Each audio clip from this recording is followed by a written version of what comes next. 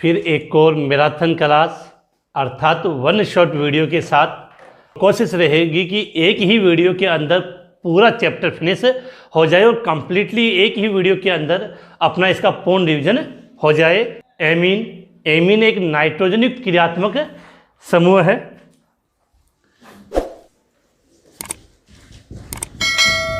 Chapter amine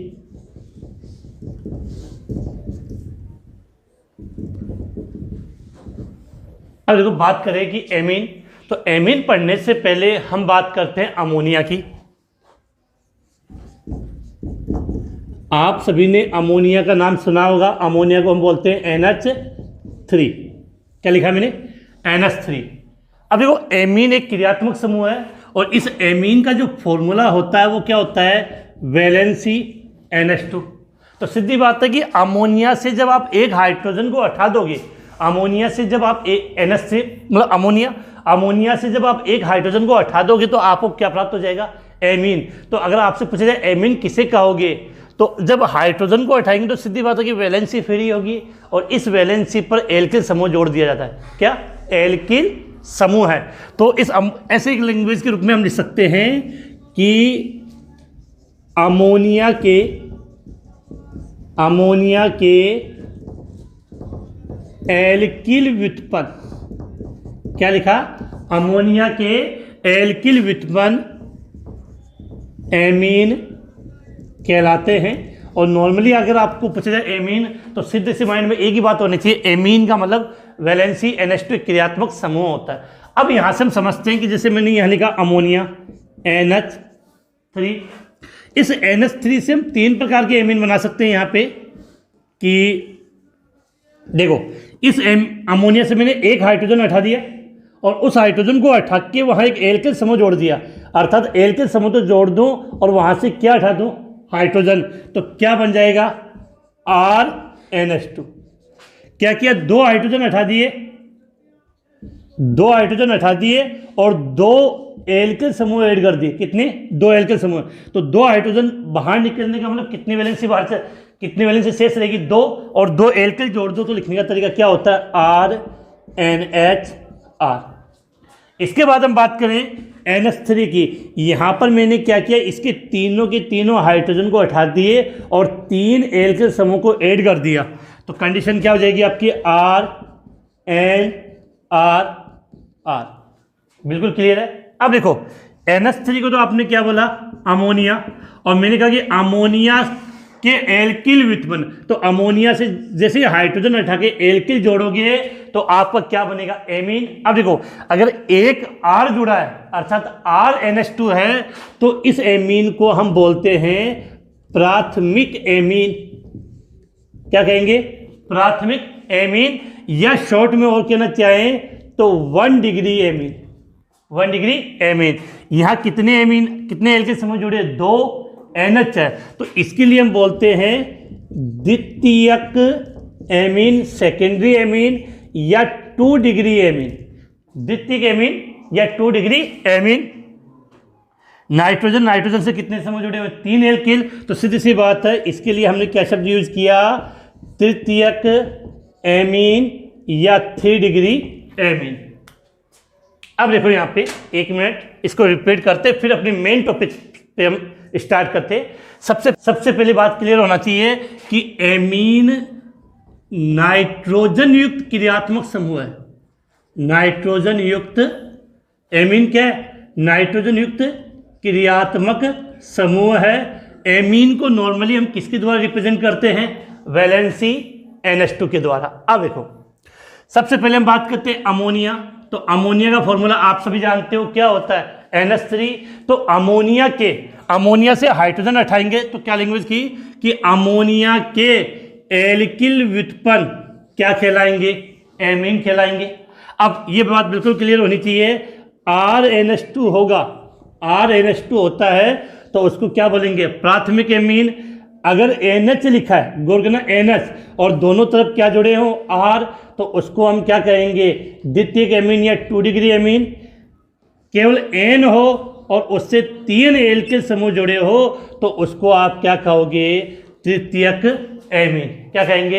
तृतीयक amine. तो यहाँ बिल्कुल बात क्लियर होनी चाहिए कि अगर मैंने RNH2, R तो जानते हो एल्किल, तो ये तो कौन सा हो गया प्राथमिक एमीन RNHR, ये कौन सा एमीन हो गया द्वितीयक एमीन। और अगर मैंने RNR और R लिख दिया तो ये कौन सा एमीन हुआ तृतीयक एमीन। तो चैप्टर हमने ऐसे स्टार्ट कर दिया है। क्लास काफ़ी लंबी होने वाली है और अगर आपने कंटिन्यू लास्ट क्लास को पकड़ के रख लिया तो ध्यान रखना कि जैसे ये वीडियो समाप्त होगा वैसे ही आपका एक चैप्टर आपकी मुट्ठी में होगा। तो ये क्लास आपकी अपनी है, आपका अपना चैनल है, तो ज़रूर सब्सक्राइब कर दें और वीडियो को लाइक और शेयर करना ना भूलें। तो बिल्कुल क्लियर है, इसका स्क्रीनशॉट लें। उसके बाद अब हम स्टार्ट करते हैं एमीन के बारे में, जहाँ से क्या क्वेश्चन पुटअप होंगे और क्या हमें याद करने हैं। तो इसका स्क्रीनशॉट, फिर आगे बढ़ते हैं हम। इसके बाद हम बात करते हैं एमीन की संरचना, फिर महत्वपूर्ण टॉपिक एमीन के नामकरण की बात करेंगे, जहां से लगभग उम्मीद है कि क्वेश्चन आ जाए। तो एमीन की संरचना क्या लिखा है, एमीन की संरचना। तो इसमें पहला बिंदु तो ये है कि एमीन में जो नाइट्रोजन परमाणु होता है उसमें संकरण क्या होता है। तो एमीन में नाइट्रोजन परमाणु sp3 संकरित अवस्था में पाया जाता है। बिल्कुल क्लियर बात होनी चाहिए कि एमीन में नाइट्रोजन परमाणु sp3 संकरित, एमीन में नाइट्रोजन परमाणु sp3 संकरित अवस्था में होता है। एमीन में नाइट्रोजन परमाणु sp3 संकरित अवस्था में होता है। दूसरा, एमीन में जो नाइट्रोजन परमाणु होता है उसकी 3 वैलेंसी होती है। नाइट्रोजन की वैलेंसी कितनी होती है 3, और उन 3 वैलेंसी पर हाइड्रोजन भी जुड़ सकता है, एल्किल समूह जुड़ सकता है या एजिल समूह जुड़ा हो सकता है। तो एमीन में नाइट्रोजन की 3 संयोजकता, एमीन में नाइट्रोजन की 3 संयोजकता होती है, जिनसे हाइड्रोजन, एल्किल या एरिल, AR का मतलब क्या होता है एरिल, R का मतलब एल्किल, जिनसे हाइड्रोजन, एल्किल या एरिल समूह जुड़ा होता है। अब एक विशेष बात है, आप सभी जानते हो कि नाइट्रोजन होता है उसके बाहरी कोश में इलेक्ट्रॉन कितने होते हैं 5। तो 3 वैलेंसी का मतलब 3 इलेक्ट्रॉन तो बंद बनाने में भाग ले लिए, तो शेष कितने बच गए 2, और 2 का मतलब 1 लोन पेयर। सबसे इंपॉर्टेंट, एमीन में नाइट्रोजन परमाणु पर 1 लोन पेयर उपस्थित होता है। अभी स्ट्रक्चर बनाएंगे तो बिल्कुल क्लियर हो जाएगी आपकी बात कि एमीन में नाइट्रोजन परमाणु पर एक एकाकी इलेक्ट्रॉन युग्म, एक एकाकी इलेक्ट्रॉन युग्म, शॉर्ट में क्या बोलते हैं इसको LP, लोन पेयर उपस्थित होता है। हम एक कंपाउंड लेते हैं, ट्राईमेथिलेमीन की बात करते हैं। किसकी बात कर रहा हूं मैं यहाँ पे एग्जाम्पल में, CH3 क्या नाम होता है इसका, ट्राईमेथिल एमीन। इसको कैसे लिखेंगे वो देखो, स्ट्रक्चर बनानी है तो ये एमीन, ठीक है, 1 2 3 4, ठीक है। तो ये तो नाइट्रोजन के कक्षक हो गए। अब क्या होता है कि ट्राईमेथिल की बनानी है तो नाइट्रोजन के बाहरी कोश में इलेक्ट्रॉन होते हैं 5, तो 1 2 3 तो यहाँ हो गए, 2 इसमें, तो ये तो गया लोन पेयर। और इन 3 से आपका जो मेथल समूह है CH3 वो जुड़ा होता है। क्या जुड़ा होता है, CH3 मेथल समूह जुड़ा होता है। अब आपको पता है कि जहाँ पर लोन पेयर होता है उसको आकृति में काउंट नहीं करते हैं, लोन पेयर को आकृति में काउंट नहीं करते हैं, अर्थात इसकी आकृति संकरण देखो, अगर संकरण sp3 है तो कायदे से आकृति होनी चाहिए चतुष्फलकीय। देखो यहाँ पर हम लिख सकते हैं कि अगर संकरण sp3 है तो आकृति नॉर्मली क्या होनी चाहिए, चतुष्फलकीय। क्या होनी चाहिए, चतुष्फलकीय। लेकिन इस एमीन की आकृति पिरामिडी होती है। इस आकृति को हम क्या बोलते हैं, लोन पेयर काउंट करेंगे नहीं, तो इस आकृति को हम क्या बोलते हैं, पिरामिडी। तो इस लाइन को हम ऐसे ले सकते हैं कि एमीन की आकृति, एमीन की आकृति पिरामिडी होती है। और एक चीज और आपने ये पढ़ी होगी कि जहां संकर्ण sp3 होता है वहां बंद कोण कितना होता है, 109 डिग्री 28 मिनट। लेकिन लोन पेयर होने के कारण इसके बंद कोण का मान 109 डिग्री 28 मिनट से कम होता है। ये दो बहुत इंपॉर्टेंट बात है कि एमीन की आकृति जो संकर्ण sp3 होने पर इसकी आकृति चतुष्फल की ना होकर पिरामिडी होती है और बंद कोण का मान 109 डिग्री 28 मिनट न होकर उससे कम होता है, उससे कम होता है। तो आप ये लैंग्वेज के रूप में एक लाइन यहां पे हम लिख सकते हैं कि एमीन में, किसी बात कर रहे हैं हम बेटा, एमीन में नाइट्रोजन पर लोन पेयर उपस्थित होने के कारण बंद कोण का मान 109 डिग्री 28 मिनट से कम होता है। 109 डिग्री 28 मिनट से क्या होता है, कम।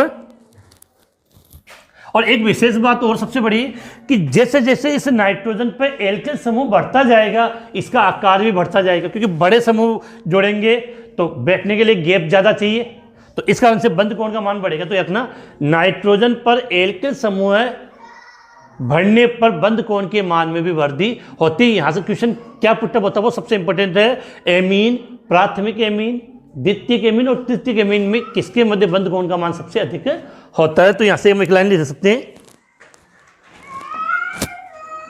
नाइट्रोजन पर, ये एमीन के अंदर नाइट्रोजन पर कि नाइट्रोजन पर एल्किल समूह है, नाइट्रोजन पर एल्किल समूह है की संख्या, नाइट्रोजन पर एल्किल समूह की संख्या बढ़ने पर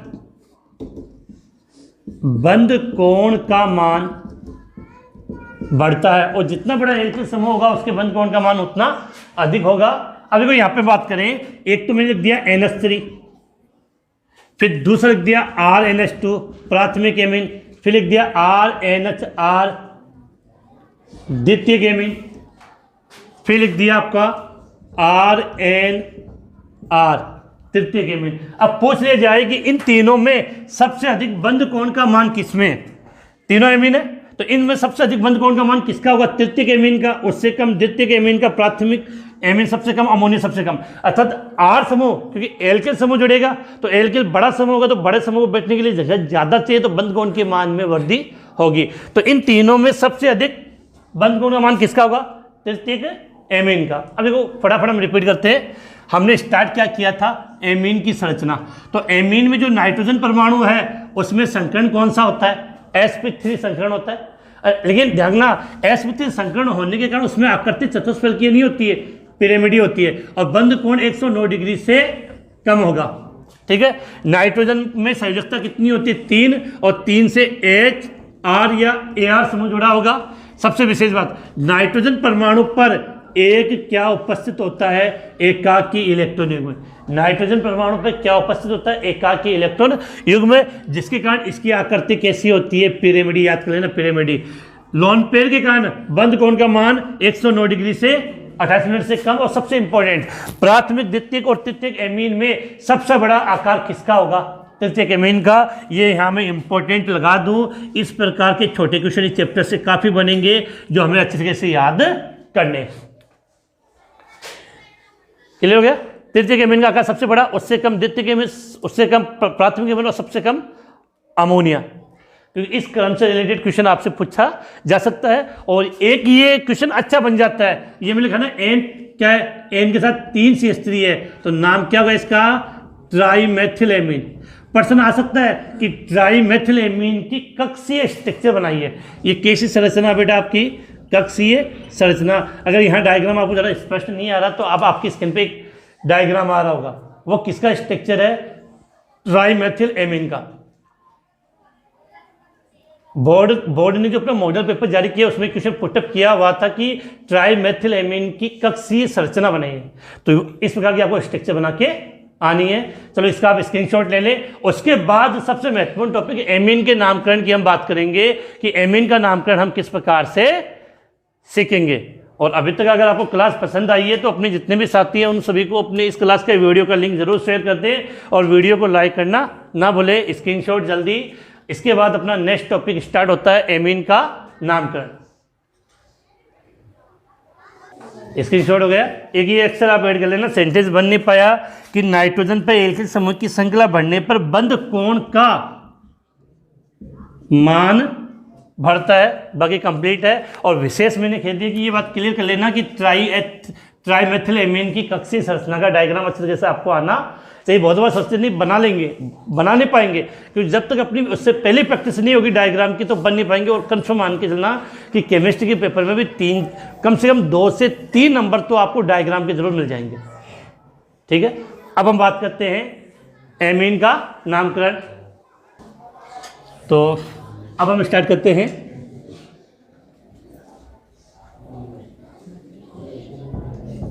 एमीन का नामकरण।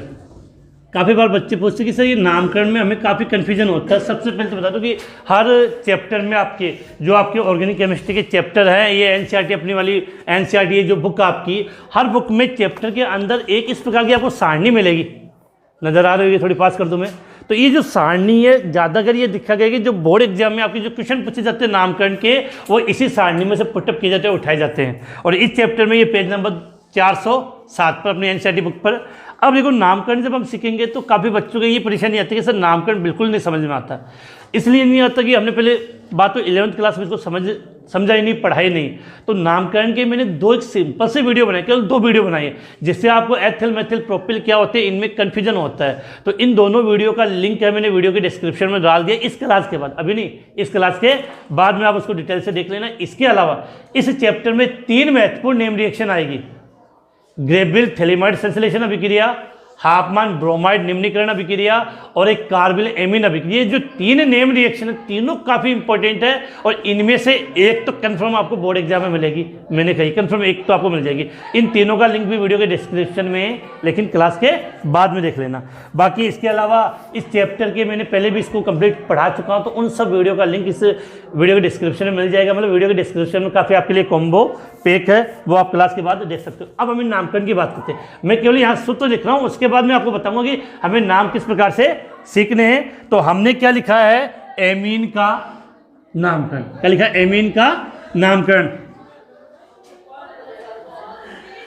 तो कुछ कंपाउंड लिख रहा हूं, उससे फिर हम सीखेंगे। देखो एक तो मैं ऐसे स्टार्ट करते हैं कि सबसे सिंपल मैंने स्टार्ट किया यहाँ पे CH3NH2। दूसरा कंपाउंड लेते हैं। ये सब एग्जाम्पल उसी बुक में दे रखे हैं और अच्छी तरीके से समझ के अगर हम याद करेंगे तो प्रॉब्लम नहीं आएगी इनमें। CH3 CH2 CH2 NH2। Number 4 CH3 CH CH3 और यहाँ आपका हो गया NH2। फिर CH3 NH CH3, फिर C2H5 NH C2H5। इसके बाद नेक्स्ट एग्जाम्पल हम देख लेते हैं इसके, जो क्योंकि ये एग्जाम्पल ही अपने बोर्ड एग्जाम में पूछे जाएंगे यहाँ से, तो बिल्कुल क्लियर होने चाहिए एक एक एग्जाम्पल की हमें इनको याद कैसे करना है। तो एक बार हम इतने एग्जाम्पल की बात करते हैं, आगे हम बात करेंगे। अब देखो नामकरण में परेशानी है कि एमीन का नामकरण थोड़ा सा टफ पड़ता है। इसका साधारण नामकरण और IUPAC नामकरण दोनों पूछे जा सकते हैं। तो यहाँ पर आप एक चीज़ ध्यान रखें कि बात हम करें यहाँ पे कि यहाँ तो लिख रहा हूँ कि टॉपिक आपका एमीन का नामकरण। एमीन का नामकरण पहले हम बात करते हैं यहाँ पे साधारण नामकरण, और यहाँ हम आगे लिख लेंगे इसका IUPAC नामकरण। साधारण नामकरण और IUPAC नामकरण। अब देखो बेटा, साधारण नामकरण करने का तरीका यह होता है कि ये जो R है, ये जो कार्बन की श्रृंखला, इसको हमने क्या माना R है। इस R को हम बोलते हैं एल्किल। इस R को हम क्या बोलते हैं, एल्किल, और NH2 को एमीन कहा जाता है, तो नाम क्या हो जाएगा, एल्किल एमीन। बस इतना से याद करना है। साधारण नामकरण में जो कार्बन की श्रृंखला उसको एल्किल लिखना है और NH2 को एमीन। अब देखो केवल क्या है यहाँ पे CH3, तो CH3 को आप क्या बोलते हो, एल्किल के रूप में मैथिल, और NH2 से एमीन, तो क्या हो गया, मैथिल एमीन। यहाँ दो कार्बन की श्रृंखला है CH3 CH2, तो इसको आप क्या कहोगे, एथिल, और ये हो गया एमीन, तो एथिल एमीन। अब देखो 3 कार्बन है, 1 2 3, तो 3 है। अब देखो 3 कार्बन होते ही काउंटिंग स्टार्ट हो जाती है। 3 कार्बन में क्या स्टार्ट हो जाती है, आपकी काउंटिंग स्टार्ट हो जाती है। अब काउंटिंग की बात करें तो देखो क्रियात्मक समूह, लेकिन प्रोपिल और सादा नामकरण में काउंटिंग की आवश्यकता नहीं होती है। काउंटिंग कहाँ सीखनी होती है, IUPAC नामकरण में बच्चे काफ़ी इसी में गलती कर बैठते। तो 3 कार्बन की सीधी श्रृंखला है, तो इसको हम क्या बोलते हैं, एन प्रोपिल एमीन। क्या कहा, एन प्रोपिल एमीन। अब देखो यहाँ पे 3 कार्बन है, लेकिन ये जो NH2 बीच वाले कार्बन से जुड़ा है, और 3 कार्बन में 2 ही रूप बनते हैं, या तो एन प्रोपिल बनेगा या आइसोप्रोपिल। तो बात समझ में आ रही कि ये कौन सा रूप हो जाएगा आपका, इसका आइसोप्रोपिल एमीन। क्या लिख दिया, आइसोप्रोपिल एमीन। यहां तक तो कोई कंफ्यूजन नहीं है। अब यहां बच्चों में कंफ्यूजन स्टार्ट होता है कि देखो बेटा कौन सा एमीन आ गया, द्वितीयक एमीन। तो द्वितीयक एमीन में भी नाम तो एमीन ही लिखा जाएगा। अब कितने एल्किल समूह है, 2 है, तो डाई लगा दो। समान है तो डाई ट्राई लगा सकते हैं, अलग अलग है तो अलग अलग नाम लिख दें, कोई परेशानी नहीं है। जैसे इधर भी CH3 इधर भी CH3, तो कितने CH3 हो गए, 2। तो सीधी सी बात है, मैंने लिख दिया डाई। CH3 को क्या बोलते हो आप, मैथिल, और NH2 को एमीन, तो डाई मैथिल एमीन। अभी इसमें C2H5 को आप क्या बोलते हो, C2H5 को क्या बोलते हो, एथिल। कितने एथिल हो गए, 2, तो यहां लिख दिया मैंने डाई एथिल एमीन। क्या लिख दिया, डाई एथिल एमीन। अब देखो यहां पे इस नाइट्रोजन से कितने मेथल जुड़े, 3। तो सीधी बात है, तृतीयक एमीन लिखने का तरीका ये है, साधारण नामकरण में चाहे द्वितीयक एमीन हो तृतीयक एमीन हो, जितनी उनकी संख्या है वो डाई ट्राई लगा के एमीन लिखना है। अलग अलग हो तो अल्फाबेट के अकॉर्डिंग लिख देना। अभी एग्जाम्पल हो लेंगे, इसकी बात कर लेते। तो कितने, 1 2 3, तो 3 के लिए आपने क्या लिख दिया, ट्राईमेथिल। 3 के लिए क्या लिख दिया, ट्राईमेथिल, और एन के लिए लगा दिया एमीन, तो नाम होगा इसका ट्राईमेथिल एमीन। क्या नाम हुआ, ट्राईमेथिल एमीन। अब देखो हम आगे बात करें कि इनका हमें क्या लिखना है, IUPAC नामकरण। अब IUPAC नामकरण में देखो सबसे विशेष बात क्या होती है, जो इसको तो साधारण नामकरण में लिखने का तरीका था एल्किल एमीन। साधारण नामकरण में लिखने का तरीका क्या था, एल्किल एमीन। IUPAC में लिखेंगे एल्केन। क्या लिखेंगे, एल्केन, और एमीन का एमीन लिखेंगे। तो एमीन में देखो ये मात्रा होती है, ए ऊपर चली जाती है, तो नाम हो जाएगा एल्केनेमीन। क्या नाम हो जाएगा, एल्केनेमीन। अब देखो इनका IUPAC नामकरण करना, तो लिखने का तरीका क्या होगा, एल्केन, और फिर क्या जोड़ना, एमीन, तो एल्केनेमीन हो गया। अब देखो CH3 अर्थात एक कार्बन है, तो एक कार्बन से आपका नाम क्या होता है, मेथेन। मेथेन में एमीन जोड़ेंगे तो मेथेनेमीन। बिल्कुल इजी, कोई टफ नहीं है। 2 कार्बन है, 1 और 2 कार्बन से नाम क्या हो गया, एथेन। फिर से रिपीट कर दूं कि काफ़ी बच्चे इस कंफ्यूजन में होते हैं, एथिल और एथेन। साधारण नामकरण में एथिल और IUPAC नामकरण में एथेन। तो मैंने कहा कि नामकरण को इजीली समझाने के लिए कितने 2 वीडियो मैंने बना रखे हैं, वो वीडियो को डिस्क्रिप्शन में डाल रखा है, उसको देख लेना। तो 2 कार्बन से एथेन और यहाँ जोड़ दिया मीन, तो एथेनेमीन। अब वो 3 कार्बन की श्रृंखला है, 1 2 3। अब जो 3 कार्बन जैसे आएंगे IUPAC में, तो नाम की काउंटिंग करनी पड़ेगी। तो क्रियात्मक समूह को कम से कम नंबर मिलने चाहिए, तो 1 2 3। इसमें क्रियात्मक समूह बीच में, तो 1 2 3। दोनों में अंतर क्या है, ये भी 3 कार्बन की श्रृंखला, इसमें भी 3 कार्बन की श्रृंखला है। इसमें ये जो क्रियात्मक समूह आपका NH2 वो 1 नंबर पे जुड़ा है, और इसमें क्रियात्मक समूह कितने नंबर पे जुड़ा है, 2 पे। तो 3 कार्बन से आपने लिख दिया प्रोपेन, और 1 पे जोड़ा तो प्रोपेन 1 एमीन, और इसको आप लिख सकते हो कितने नंबर पे, इसमें 2 पे, तो propane 2 amine. Propane 2 amine. It's all propane 1 amine है। आप चाहे तो इसको ऐसे भी लिख सकते हो 1 प्रोपेनेमीन, दोनों सही, कोई गलती नहीं है। अब बेटा यहां से थोड़ा सा कंफ्यूजन होगा आईपीसी नामकरण में, जब द्वितीय के तृतीय के एमीन हो तो इसमें क्या करते हैं कि द्वितीय के तृतीय के एमीन में 2 या 3 एल्किल समूह जुड़े होंगे, तो जिसमें कार्बन की संख्या ज्यादा, कार्बन संख्या ज्यादा होगी उस श्रृंखला को तो मानेंगे मुख्य, बाकी सबको प्रतिस्थापी मान लेंगे। और प्रतिस्थापी जब जुड़ा होता है तो वो इस नाइट्रोजन से जुड़ा होगा। किससे? नाइट्रोजन से। तो नाइट्रोजन से जुड़े होने के कारण उस प्रतिस्थापी को एन एल्किल के रूप में लिखा जाएगा। एन एल्किल, देखो समझाओ मैं, जैसे ये 2 है तो अब दोनों में से एक मुख्य मानना, तो दोनों सेम है, किसी को भी मुख्य मान सकते हो। तो सपोज करो मैंने इसको मुख्य मान लिया, इसको मैंने क्या मान लिया? मुख्य मान लिया। अब इसको मैंने मुख्य मान लिया, तो अब देखो ये CH3 इस नाइट्रोजन से जुड़ा हुआ है। अब CH3 प्रतिस्थापी हो गया, प्रतिस्थापी का नाम तो सदैव एल्किल के रूप में लिखा जाएगा। प्रतिस्थापी का नाम किस रूप में लिखा जाएगा? एल्किल के रूप में। तो ये एल्किल किससे जुड़ा हुआ है? नाइट्रोजन से, तो इसका नाम हम कैसे लिखेंगे? एन, और एल्किल के रूप में क्या आपका? मेथिल, तो नाम हो जाएगा एन मेथिल। अब देखो इसका नामकरण तो IUPAC के अकॉर्डिंग ही करना है, तो एक कार्बन से मेथेन और एमीन, तो एन मेथिल मेथेनेमीन, एन मेथिल मेथेनेमीन। अब आ जाओ, इसको सीखना है। अब दोनों में से किसी को भी मान लो, सेम है, दोनों सब समय। तो इसको मैंने क्या मान लिया? मुख्य, तो ये क्या हो गया? प्रतिस्थापी। चाहे तो आप इधर से भी लिख सकते थे। अब ये प्रतिस्थापी किससे जुड़ा हुआ? नाइट्रोजन से, एथिल है, तो इसका हो जाएगा एन एथिल, एन एथिल। और यहाँ कितने कार्बन है? 2, तो 2 कार्बन से एथेन और एमीन, तो एथेनेमीन, एन एथिल एथेनेमीन। अब यहाँ आओ, नाइट्रोजन से कितने CH3 जुड़े हुए? 3। अब वही बात है कि मुख्य तो एक को मानेंगे, बाकी सब प्रतिस्थापी। सेम है तो कोई कंफ्यूजन नहीं है। अगर अलग अलग हो तो याद रखना है, जो बड़ी कार्बन श्रृंखला होगी वो मुख्य होगी, बाकी सब प्रतिस्थापी। इसके बाद एग्जांपल लेंगे, तो क्या किया? इसको मैंने मुख्य मान लिया, तो ये दोनों क्या हो गए? प्रतिस्थापी। अब देखो ये भी नाइट्रोजन से जुड़ा है, ये भी नाइट्रोजन से जुड़ा है, और दोनों सेम है, दोनों सेम है, तो नाम क्या लिखेंगे?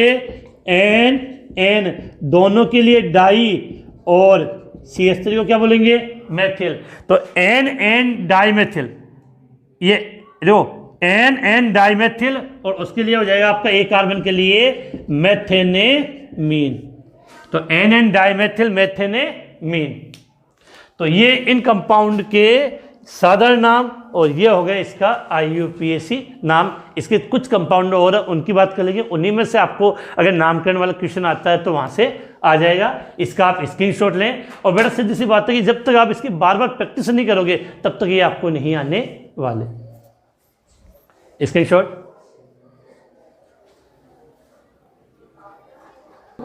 और इसके बाद हम कुछ कंपाउंड और देखते हैं। पिछली बार 7 हुए थे, अब देखो कि CH3 NH C2H5, एक ये ले लेते हैं CH3 NH C2H5, यहाँ पर CH2 CH2 CH3। इसके बाद एक कंपाउंड आपकी ये दे रखा है CH2 double bond CH CH2 NH2। एक कंपाउंड ये लिख लेता हूँ मैं यहाँ पे NH2 CH2 CH2 NH2। इसके बाद एक कंपाउंड और लेते हैं NH2 CH2 6 NH2। इसके बाद यहाँ वाले कंपाउंड, ये तो थे नॉर्मल आपके एल्किल वाले। अब बेंजीन वाले या एरिल एमीन की हम बात कर लेते हैं। तो यहाँ से समझना कि बेंजीन वाले के ऊपर सबसे इंपॉर्टेंट कंपाउंड है चैप्टर का, बेंजीन वाले के ऊपर हमने क्या जोड़ दिया? NH2। बेंजीन वाले के ऊपर क्या जोड़ दिया? NH2। फिर बेंजीन वाले के यहाँ पर मैंने जोड़ दिया NH2, और यहाँ जोड़ दिया मैंने CH3। इसके 2 कंपाउंड हो गए, चलो हम उसके बाद बात करेंगे। तो अब ये कंपाउंड जो हमने लिखे, इनके नामकरण की जब हम बात करें तो समझना यहाँ पे कि तरीका वही है। थोड़ा सा कंपाउंड में आपको कन्फ्यूजन लगेगा कि देखो सादा नाम लिखना है, तो एक तरफ सीधी सी बात है कि सादा नाम लिखना है, तो एक तरफ आपका एथिल है, एक तरफ क्या है? मैथिल। तो बड़ा एथिल का पहला अक्षर ई होता है, मैथिल का पहला अक्षर एम होता है, तो एबीसीडी में पहले कौन आता है? ई फॉर एलिफेंट आता है। तो C2H5 के लिए सादा नामकरण की बात करें पहले, तो C2H5 के लिए लिख दिया एथिल, NH3 के लिए लिख दिया मैथिल, और NH का क्या मतलब हो गया? एमीन। अब इसमें आ जाओ, ये एन प्रोपिल हो गया आपका, ये एथिल हो गया, ये मैथिल हो गया। तो पहले एबीसीडी में कौन आता है? एथिल, फिर मैथिल, फिर प्रोपिल। तो क्या लिखेंगे? Ethyl methyl, ethyl methyl N propyl amine. क्या लिख दिया? Ethyl methyl N propyl amine. अब देखो इस स्ट्रक्चर की बात करते हैं, काफ़ी अच्छा कंपाउंड है और चैप्टर नंबर 10 की क्लास में मैंने विशेष गौर किया था। अगर आप इस स्ट्रक्चर को गौर से देखोगे तो ये संरचना किसकी है? एलील। दो याद होनी चाहिए, देखो CH2 डबल बॉन्ड CH और एक होता है CH2 double bond CH CH2। इसको तो हम बोलते हैं vinyl.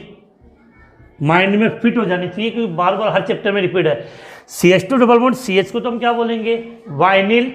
CH2 double bond CH और इसके मतलब इसी संरचना के आगे एक CH2 जोड़ दिया तो इसको हम क्या बोलते हैं? एलील। क्या कहेंगे इसको? एलील। इसको आप अलग से एक बार नोट कर ले क्योंकि काफ़ी इंपॉर्टेंट है, हर जगह इसको मैं मिटा रहा हूँ। बिल्कुल माइंड में बिल्कुल बात क्लियर होनी चाहिए। तो CH2 double bond CH vinyl, CH2 double bond CH, CH2 क्या हो गया आपका? एलील हो गया। अब देखो यहाँ पे हम आते हैं कि तो सीधी सी बात है कि इतने स्ट्रक्चर को हमने क्या नाम दिया? एलील। और NH2 के लिए लगाते हैं एमीन, तो नाम हो गया एलील एमीन। अब देखो बेटा यहाँ पे समझना इसको, साधारण भाषा में इसको बोलते हैं एथिलीन डाइएमीन। कितने NH2 है? 2, और CH2 के लिए बोलते हैं एथिलीन। पर्टिकुलर नाम है थोड़ा सा तो याद कर लेना। इस स्ट्रक्चर को बोलते हैं एथिलीन डाइएमीन। कहीं सुना है क्या ये नाम आपने? कहाँ पढ़ा था आपने ये नाम? कमेंट्स में बता दीजिए। दिमाग की बत्ती चलाओ बेटा, ऐसे काम नहीं चलेगा। CH2 दोनों तरफ क्या लगा दिया मैंने? NH2। कहाँ पढ़ा था ये कंपाउंड? चैप्टर नंबर 9 द्विदंतु लिगेंड एथिलीन डाइमीन। आ गया एथिलीन डाइमीन, द्विदंतु लिगेंड, और शॉर्ट में आपने क्या लिखा था? EN। वही कंपाउंड है ये। अब देखो अगला कंपाउंड CH2 कितने? 6, दोनों तरफ NH2। अब सुना बेटा, आपको एक चीज समझाऊं यहाँ पे, तो आप CH4 को क्या बोलते हो? मैथेन। CH4 को क्या बोलते हो? मैथेन। CH3 वैलेंसी को क्या बोलते हो? मैथिल। जब CH2 के दोनों तरफ वैलेंसी निकाल दी तो इसको हम बोलते हैं मैथिलीन। क्या कहते हैं? मैथिलीन। बिल्कुल क्लियर होनी चाहिए बात ये कि CH4 methane, CH3 valency Maithil, CH2 के दोनों तरफ वैलेंसी हो तो उसको हम क्या कहेंगे? मैथिलीन। अब देखो मैथिलीन कितने हैं यहाँ पे? 6 मैथिलीन है, तो 6 के लिए क्या लगाओगे यहाँ पे? 6 के लिए क्या लगाओगे? हेक्सा। 6 के लिए क्या लगाओगे? हेक्सा। और CH2 को क्या बोलते हो? मैथिलीन।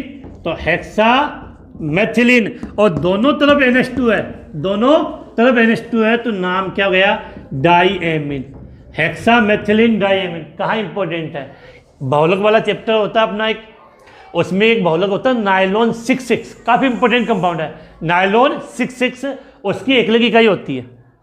नायलॉन 66 की ये क्या है? एकलक इकाई। फिलहाल अपने वर्तमान सिलेबस में नहीं इस बार, लेकिन काफ़ी महत्वपूर्ण, इसलिए मैंने लिख दिया कि हेक्सामेथिलीन डाइएमीन। अब सब यहाँ समझे, बेंजीन वाले के ऊपर आपने क्या जोड़ दिया? NH2।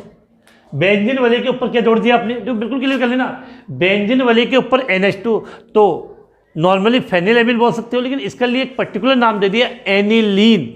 और ये नाम इतना फेमस है कि चाहे साधारण लिखो या IUPAC, इसको एनिलीन ही लिखा जाएगा। तो बेंजीन वाले के ऊपर क्या जुड़ा हो? NH2, तो क्या कहेंगे इसको? एनिलीन। बिल्कुल माइंड में फिट होनी चाहिए। बेंजीन वाले के ऊपर NH2, बेंजीन वाले के ऊपर NH2 क्या बोलोगे? एनिलीन। अब देखो बेंजीन वाले के ऊपर NH2 है तो ये स्ट्रक्चर तो हो गई पूरी इसकी एनिलीन की। ये 1,2 का रिलेशन क्या कहलाता है आपका? ऑर्थो। 1,2 का रिलेशन क्या कहलाता है? ऑर्थो। तो ऑर्थो मैथिल ऑर्थोमेथिल एनिलीन। तो इसका नाम क्या हो जाएगा? ऑर्थोमेथिल एनिलीन। अब हम बात करें इनके कौन से नामकरण के, IUPAC नामकरण की हम बात कर लेते हैं। अब देखो IUPAC नामकरण में मैंने सिर्फ सिस्टम बता दिया कि जिसमें कार्बन की संख्या ज़्यादा हो वो मुख्य हो जाएगी। देखो यहाँ पे इसमें एक कार्बन और ये 2 कार्बन, तो ये श्रृंखला मुख्य हो गई, तो ये क्या हो गई? प्रतिस्थापी। अब देखो ये किससे जुड़ा हुआ है? N से, तो इसका नाम कर दिया मैंने N, और CH3 को क्या लिख दिया आपने? Methyl, N methyl. नाइट्रोजन से डायरेक्ट जुड़ा है, इसका आंसर लिखा N मेथिल। कितने कार्बन है? 2, तो 2 कार्बन से क्या बनेगा आपका? एथेन। 2 कार्बन से एथेन, तो नाम हो जाएगा इसका एथेनेमीन। तो N मेथिल एथेनेमीन। अब यहां आ जाओ, अगर इन सबको देखोगे तो सबसे लंबी कार्बन श्रृंखला आपकी ये है या नहीं है? ये हो गई। तो इसका मतलब ये दोनों समूह है, ये समूह और ये समूह क्या हो गए? प्रतिस्थापी। तो ये N मेथिल और ये N एथिल। एथिल और मेथिल में पहले कौन आएगा? एथिल आएगा। तो नाम क्या लिखेंगे इसका? N ethyl N methyl. क्या लिखा? N ethyl N methyl. और कितने कार्बन है? 1 2 3, और 3 में भी ये 1 नंबर पे जुड़ा हुआ है। अब देखो गलती क्या है, गौर ने किया, जब कार्बन की तीनों वैलेंसी होगी तो यहाँ हाइड्रोजन नहीं आएगा, यहाँ हाइड्रोजन नहीं आएगा, तभी तो ये तृतीयक एमीन होगा। ठीक है, तो ध्यान रखें इन चीजों का। क्लियर? अब 3 कार्बन है तो ये हो जाएगा प्रोपेन, और एमीन कितने नंबर पे? 1 एमीन। तो ये पूरा नाम हो जाएगा N ethyl N methyl propane 1 amine. अब इसमें आते हैं, काउंटिंग कहां से होगी? क्रियात्मक समूह से। डबल बॉन्ड बाद में होता तो 1 2 3, क्या लिखा? 1 2 3। तो डबल बॉन्ड को काउंटिंग देने की जरूरत है, तो 1 2 3 डबल बॉन्ड कितने पे आ गया? 2 पे। तो 3 कार्बन की श्रृंखला है, तो अब डबल बॉन्ड आने से इसको हम क्या बोलेंगे? प्रोप। क्या लिखा? प्रोप। डबल बॉन्ड कितने नंबर पे आपका? इसको बिल्कुल क्लियर होनी चाहिए कि डबल बॉन्ड कितने नंबर पर है? 2 नंबर पे। तो प्रोप डबल बॉन्ड के लिए इन, और क्रियात्मक समूह 1 नंबर पे, तो प्रोप 2 इन 1 एमीन। प्रोप 2 इन 1 एमीन। इस पे आ जाओ बेटा। अब देखो काउंटिंग करते हैं 1 2 1 2, तो एक एमीन 1 नंबर पे और दूसरा एमीन 2 नंबर पे है, और 2 कार्बन की सीधी श्रृंखला है। तो इसका नाम कैसे दोगे? देखो 2 कार्बन से एथेन हो गए और एमीन है, तो सीधी सी बात है एथेन, एक एमीन 1 पर और दूसरा 2 पर, तो ethane 1 2 diamine. Ethane 1 2 die amine.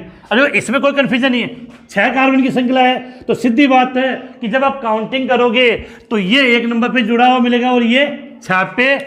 Detail से चाहो तो स्ट्रक्चर बना सकते हो। तो सीधी बात है 6 कार्बन से क्या हो जाएगा? हेक्सेन, एक 1 पर और एक 6 पे, और 2 के लिए डाई एमीन, तो हेक्सेन 1,6 डाई एमीन। अब एक बात और, इसके लिए मैंने साफ समझा दिया कि बेंजीन वाले के ऊपर NH2 जुड़ा हो तो क्या कहोगे? एनिलीन। चाहे साधारण नामकरण हो या IUPAC नामकरण, क्या लिखोगे इसके लिए? एनिलीन। लेकिन फिर भी आप बोलो नहीं सर हमें तो सिस्टम वाइज नामकरण बताओ, तो समझो यहाँ पे इस स्ट्रक्चर को क्या बोलते हो आप? बेंजीन। और NH2 को क्या बोलते हो? एनिन, एमीन। तो उसको बोलते हैं बेंजीन, और ये हो जाएगा एमीन, तो नाम हो जाएगा बेंजेमीन। क्या नाम हो गया? बेंजेमीन। बिल्कुल क्लियर है? ये एनिलीन। तो एनिलीन को चाहो तो आप क्या लिख सकते हो? बेंजेमीन। लेकिन ये नाम आपको कहीं पर भी पढ़ने को नहीं मिलेगा, आप केवल एक नाम सुनोगे, एनिलीन। तो बिल्कुल क्लियर, बेंजीन वाले के ऊपर NH2 तो एनिलीन। अब देखो यह आ जाओ, तो ये CH3 कितने नंबर पे? 2 पे, तो सीधी बात हो जाएगी 2 मेथिल। बेंजीन वाले कंपाउंड का जब साधारण नामकरण करते हैं तो ऑर्थोमेटा पैरा शब्द का प्रयोग करते हैं, लेकिन जब IUPAC नामकरण का उपयोग करेंगे तो ऑर्थोमेटा पैरा शब्द का प्रयोग नहीं करेंगे, काउंटिंग काम में लेंगे। कितने नंबर पे? 2 पे, तो 2 मेथिल।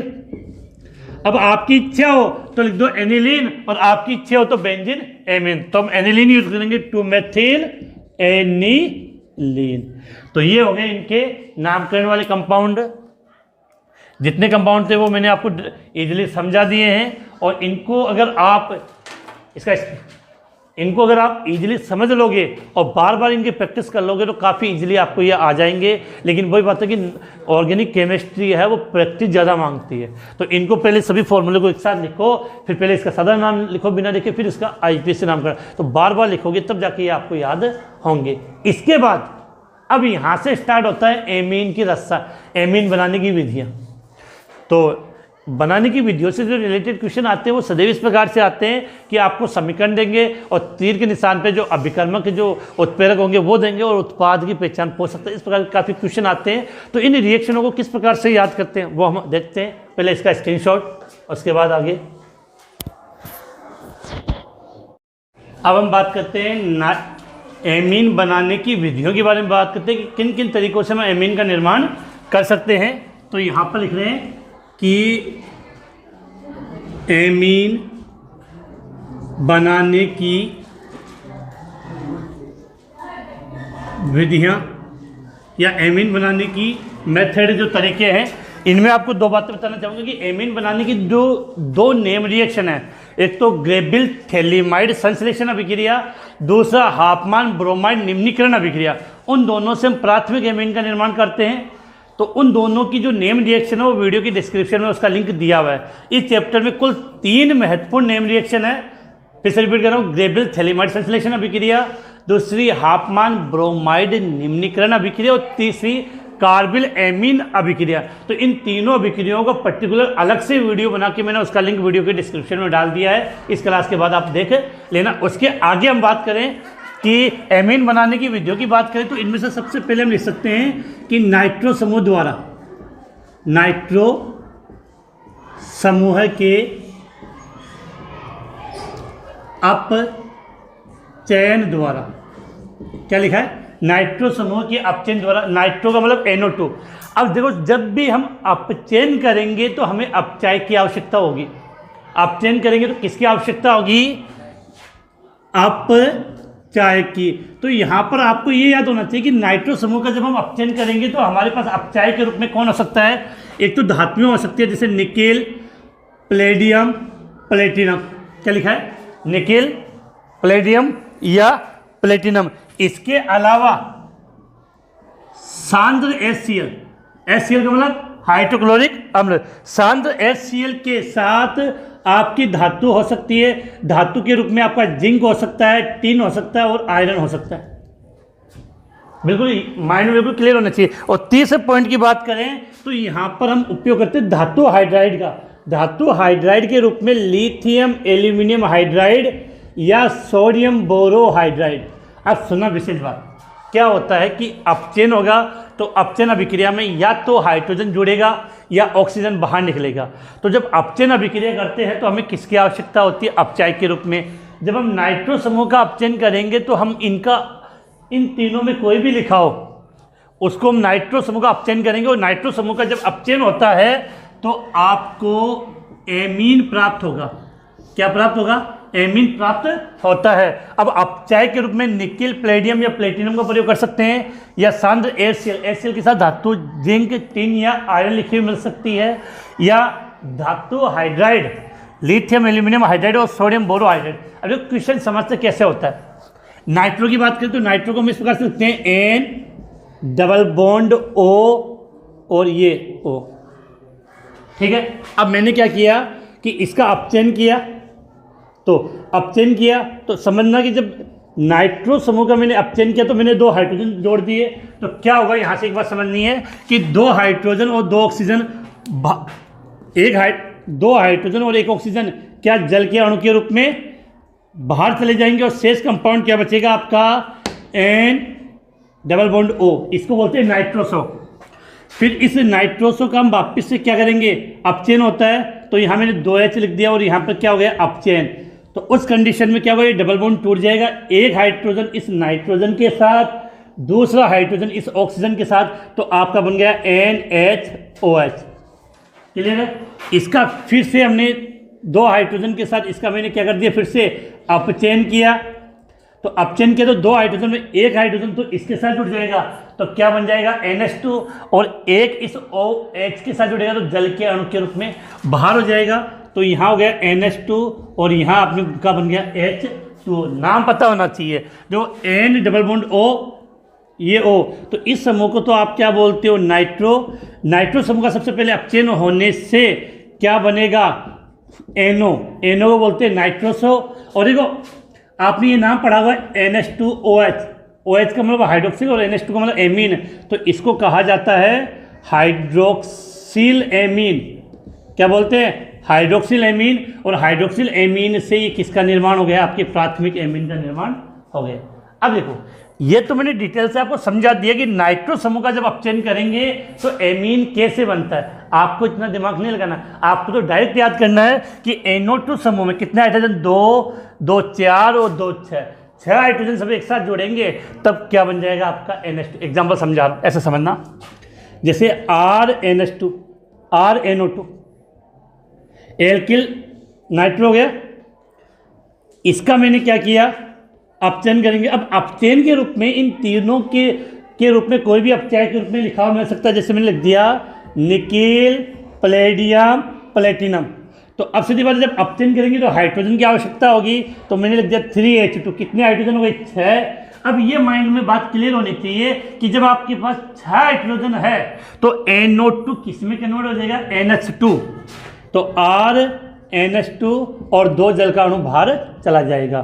तो इसको बोलते हैं, हम नाम के रूप में लिखते हैं इसको नाइट्रो एल्केन। और नाइट्रो एल्केन का अपचयन किया तो आपका ये एल्किल एमीन आपको प्राप्त हो गया। बिल्कुल रिएक्शन इस प्रकार से होती है। एक एग्जांपल समझते हैं, CH3CH2NO2। बड़े एग्जाम में क्वेश्चन कैसे आएगा, एग्जाम में ये लिखा मिलेगा इस प्रकार से एक समीकरण, और यहाँ पर आपको लिखा मिल जाएगा निकेल प्लेडियम या प्लेटिनम, और ऊपर लिखा मिल जाएगा हाइड्रोजन।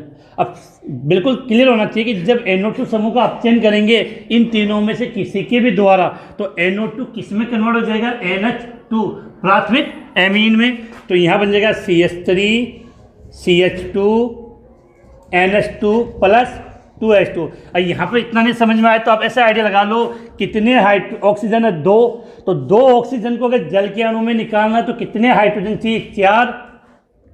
तो 6 में से 4 हाइड्रोजन इस O2 के साथ जुड़ के 2H2 बना लेता है। शेष कितने हाइड्रोजन बचे, 2।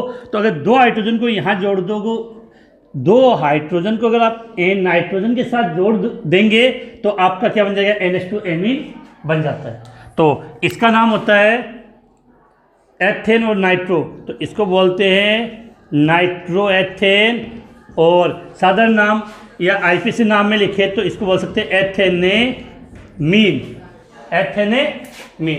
इसी प्रकार से एक महत्वपूर्ण कंपाउंड हम इससे और बना सकते हैं, मैं समझाऊं। जैसे बेंजीन वाले के ऊपर मैंने क्या ऐड कर दिया, NO2। बेंजीन वाले के ऊपर मैंने NO2 ऐड कर दिया है, तो ये क्या हो गया, नाइट्रोबेंजीन। अब जो इंपॉर्टेंट क्या है, नाइट्रोबेंजीन है, इसका मैंने यहाँ लिख दिया निकेल प्लेडियम या प्लेटिनम।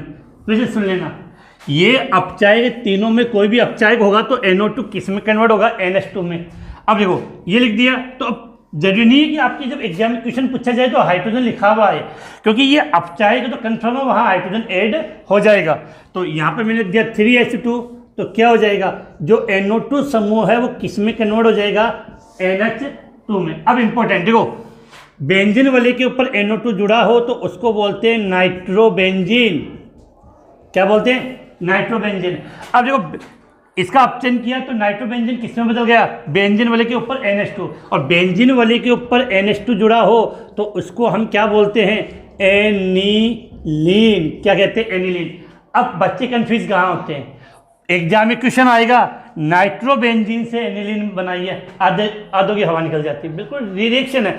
अगर आप इन शब्दों को समझ लोगे तो कोई कंफ्यूजन नहीं होगी, बिल्कुल माइंड में क्लियर होनी चाहिए कि अगर नाइट्रोबेंजीन से एनिलीन बनाना तो माइंड में क्लियर क्या था कि NO2 समूह को किस में कन्वर्ट करना है, NH2, तो वहाँ उसका क्या कर दो, अपचयन।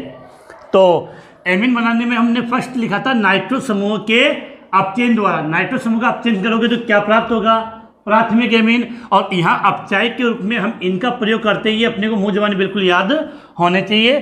तो ये तो हुआ नाइट्रो समूह के अपचयन के द्वारा। नेक्स्ट रिएक्शन की बात करते हैं, जल्दी से इसका स्क्रीनशॉट, फिर आगे बढ़ते हैं।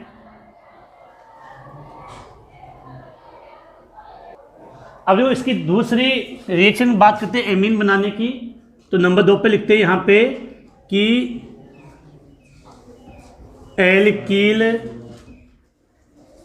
एल्किल हैलाइड के अमोनी अपघटन द्वारा। थोड़ी सी बेटा स्पीड रखनी है, क्योंकि अगर थोड़ा स्लो चलेंगे तो चैप्टर पूरा होने पाता है फिर एक क्लास में। बात करें एल्किल हैलाइड के अमोनी अपघटन से, जो शब्द को पकड़ना है। अमोनी का मतलब अमोनिया, अमोनी शब्द का मतलब क्या रखना है, अमोनिया NH3, और अमोनिया की अभिक्रिया किससे करवा दो, एल्किल हैलाइड से। किससे, एल्किल हैलाइड से। तो देखो रिएक्शन कैसे होती है, सिंपल सी है। एल्किल हैलाइड का मतलब RH, उस एल्किल हैलाइड की क्रिया मैंने किससे करवाई, अमोनिया से। अब मैंने कहा कि अभिक्रिया अगर इजीली समझनी है तो इनको लिखने का तरीका आना चाहिए। अमोनिया का मतलब NH3, इसको चाहे तो हम ऐसा लिख सकते हैं HNH2, एक ही बात है, 3 हाइड्रोजन है तो मैंने क्या लिख दिया HNH2, तो मैंने ये लिख दिया HNH2। अब देखो आप खुद समझ जाओगे कि एल्किल हैलाइड की क्रिया किसके साथ हमने करवाई, अमोनिया के साथ। तो यहाँ से H और यहाँ से X अलग हो गया, तो HX क्या हो गया, अलग हो गया। अब ये R इस NH2 के साथ जुड़ जाएगा तो क्या बन जाएगा, RNH2, प्राथमिक एमीन बन गया। अब इस अभिक्रिया में विशेष बात क्या है कि जो एल्किल हैलाइड होता है उसकी मात्रा ज़्यादा होने के कारण ये एल्किल हैलाइड वापस से इस प्राथमिक एमीन के साथ क्रिया कर लेगा। एल्किल हैलाइड मतलब RH वापस से किसके साथ क्रिया करेगा, प्राथमिक एमीन के साथ।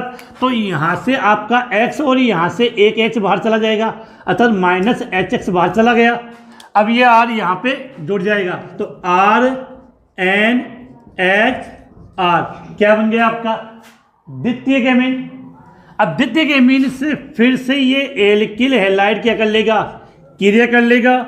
तो यहाँ से H और यहाँ से X, मतलब यहाँ लिख देते हैं RNR और R, 3 R जुड़ गए, प्लस आपका HX क्या हो गया, अलग हो गया। अब देखो आप सभी जानते हो कि नाइट्रोजन की सर्जकता 3 होती है। नाइट्रोजन के बाहरी कोश में इलेक्ट्रॉनों की संख्या कितनी होती है बेटा, 5 होती है। कितनी होती है, 5। अब 5 में से बाहरी कोश में इलेक्ट्रॉनों की संख्या 5 हो तो 3 तो बंद बनाने में भाग ले लेता है, और एक शेष इसके पास क्या रह जाता है, लोन पेयर। तो ये वापस से क्या करता है आपका नेक्स्ट स्टेप में कि एल्किल हैलाइड से क्रिया करेगा। तो उसमें ये कंपाउंड इस प्रकार का कंपाउंड बनता है RNRRR। नाइट्रोजन अपना लोन पेयर त्याग करता है तो इस पे तो पूरे पे तो आ जाएगा प्लस का निशान और Cl-। अब समझना इसका मतलब क्या था कि हुआ क्या, एल्किल हैलाइड, RS का मतलब मैं ये लिख देता हूँ एल्किल हैलाइड। अगर एल्किल हैलाइड की क्रिया आपने अमोनिया के साथ करवाई, इसका अमोनिया अपघटन किया, तो सबसे पहले आपको प्राथमिक एमीन प्राप्त होगा। फिर उस प्राथमिक एमीन के साथ फिर से एल्किल हैलाइड क्रिया कर लेगा, तो यहाँ पर आपको द्वितीयक एमीन प्राप्त होता है।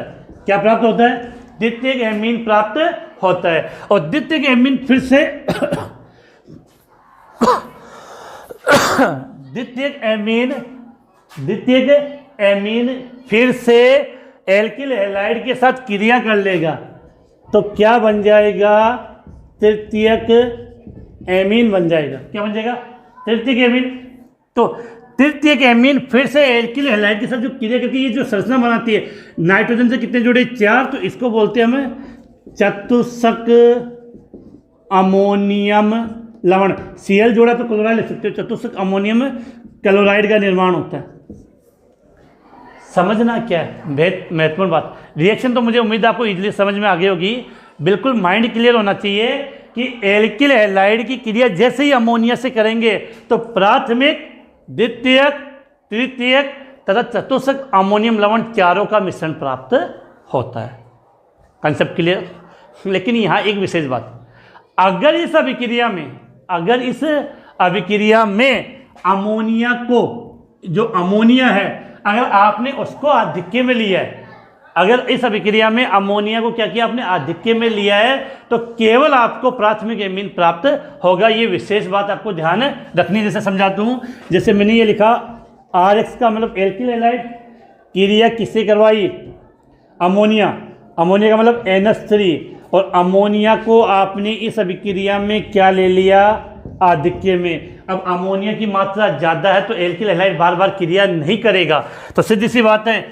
इसी की तरह यहाँ से एक H और यहाँ से एक X, तो क्या अलग हो जाएगा, HX अलग हो गया, और एक H बाहर चला जाएगा तो NH2 बचेगा, तो R के साथ जुड़ जाएगा तो RNH2, तो क्या बनेगा, प्राथमिक एमीन। अब यहाँ आपको बात क्या माइंड में रखनी है वो समझ लो। यदि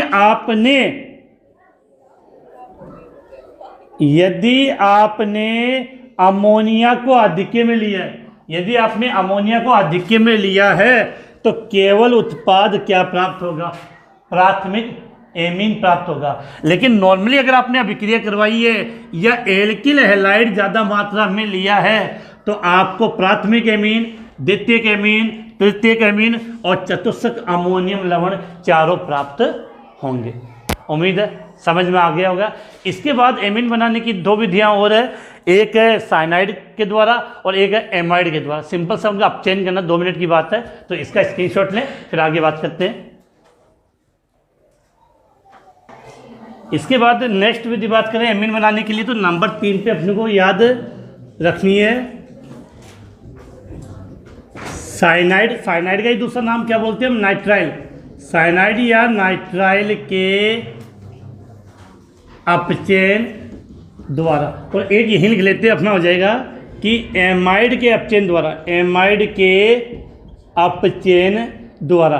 बस बेटा यहाँ पर अंतर इतना ही है कि केवल हमें ये याद होना चाहिए कि हम कौन से अपचय का प्रयोग करते हैं। तो अगर साइनाइड या नाइट्राइल का अगर हमें अपचयन करना है, तो हम अपचायक के रूप में वही निकिल प्लेडियम या प्लेटिनम या लिथियम एल्यूमिनियम हाइड्राइड या सोडियम बोरोहाइड्राइड का प्रयोग करते हैं। अब देखो सीधी बात है कि अगर ये निशान तीर पे लिखा हुआ मिल जाए तो वहाँ हाइड्रोजन की भरमार है, हाइड्रोजन चाहिए उतने ले सकते हो। समझते एक सिंपल सा एग्जाम्पल, RCN एल्किल साइनाइड, क्या करना, अपचयन, तो अपचयन में हाइड्रोजन जोड़ेंगे और किसकी उपस्थिति में, लिथियम एल्यूमिनियम हाइड्राइड लिख दिया। अब सीधी सी बात है कि इसकी स्ट्रक्चर बनाए ढंग से समझें, तो ये हो जाएगा RC≡N। अब देखो बेटा इसको समझो, RC≡N है, तो इसके 2 बंध जो तोड़ दिए, तो 2 हाइड्रोजन यहाँ ऐड कर दो और 2 हाइड्रोजन यहाँ ऐड कर दो, आपका एमीन बन जाएगा। 2 हाइड्रोजन यहाँ पे और 2 हाइड्रोजन यहाँ पे, तो सीधी सी बात है कितने हाइड्रोजन चाहिए, 4, तो 2s2 कितने हुए, 4। तो 2 हाइड्रोजन तो मैंने इस कार्बन के साथ जोड़ दिए और 2 हाइड्रोजन मैंने इस एमीन के साथ जोड़ दिए, तो किसका निर्माण हो गया, आपका प्राथमिक एमीन। अगर एक एग्जांपल समझना चाहें तो जैसे मैंने लिख दिया CH3C≡N और क्रिया करवा दी 2H2 से, वो अब इन दोनों में से जैसे मैंने यहाँ पे लिख दिया निकिल प्लेडियम या प्लेटिनम, तो सीधी सी बात है डबल बॉन्ड टूट जाएगा, कंडीशन क्या बनेगी, CH3CH2NH2। अब बेटा एक बात यहाँ पर आप समझना, ये है आपका मेथल साइनाइड, CH3CN को क्या बोलेंगे, मेथल साइनाइड। ये क्या आपका एथिल एमीन, एथिल एमीन। आपने शायद चैप्टर नंबर 11, 12 या 13 में एक पढ़ा होगा कि जैसे मेथिल एमीन से एथिल एमीन बनाओ, तो जहाँ पर भी कार्बन की संख्या में वृद्धि करनी होती है वहाँ पर हमें ये रिएक्शन काम में लेनी होती है, समझ लेना। क्योंकि देखो मेथिल से एथिल बन गया, तो ये बिल्कुल माइंड में पुटअप होनी चाहिए कि ये रिएक्शन केवल यही नहीं आगे भी काम में आती है। जहाँ पर भी हमें कार्बन में वृद्धि करनी है वहाँ पर हमें उसको साइनाइड जोड़ के उसका फिर अपचयन करना होता है। अगली अभिक्रिया है एमाइड के अपचयन द्वारा। तो जो एमाइड के अपचयन में तो मुख्यतः जो अपचायक लेते हैं वो परबल लेना पड़ता है, और उसमें हम मुख्यतः यही लिथियम एल्यूमिनियम हाइड्राइड या सोडियम बोरोहाइड्राइड का उपयोग करते हैं। लिथियम एल्यूमिनियम हाइड्राइड या सोडियम बोरोहाइड्राइड का प्रयोग करते हैं। अब जो समझो, एमाइड का फॉर्मूला क्या होता है, are C double bond ONH2, इसको हम क्या बोलते हैं, amide, R C double bond ONH2 amide है।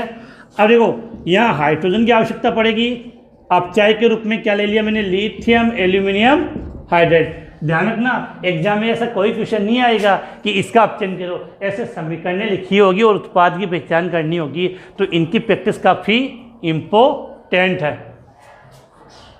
तो अब देखो सीधी बात है कि ये जल के अणु के रूप में बाहर जाएगा, ये O तो क्या होगा, जल के अणु के रूप में बाहर चले जाएगा, और 2H यहाँ जोड़ दो, 2 2 4, यहाँ मैंने 4 हाइड्रोजन लिख दिए। अब क्या होगा, 4 में से 2 हाइड्रोजन तो इसके साथ जुड़ गए और 2 इस O के साथ जुड़ के जल के अणु के रूप में क्या हो गए, बाहर निकल गए। तो बिल्कुल क्लियर होना चाहिए, ये क्या आपका एमाइड और ये आपका क्या बन गया, प्राथमिक एमीन।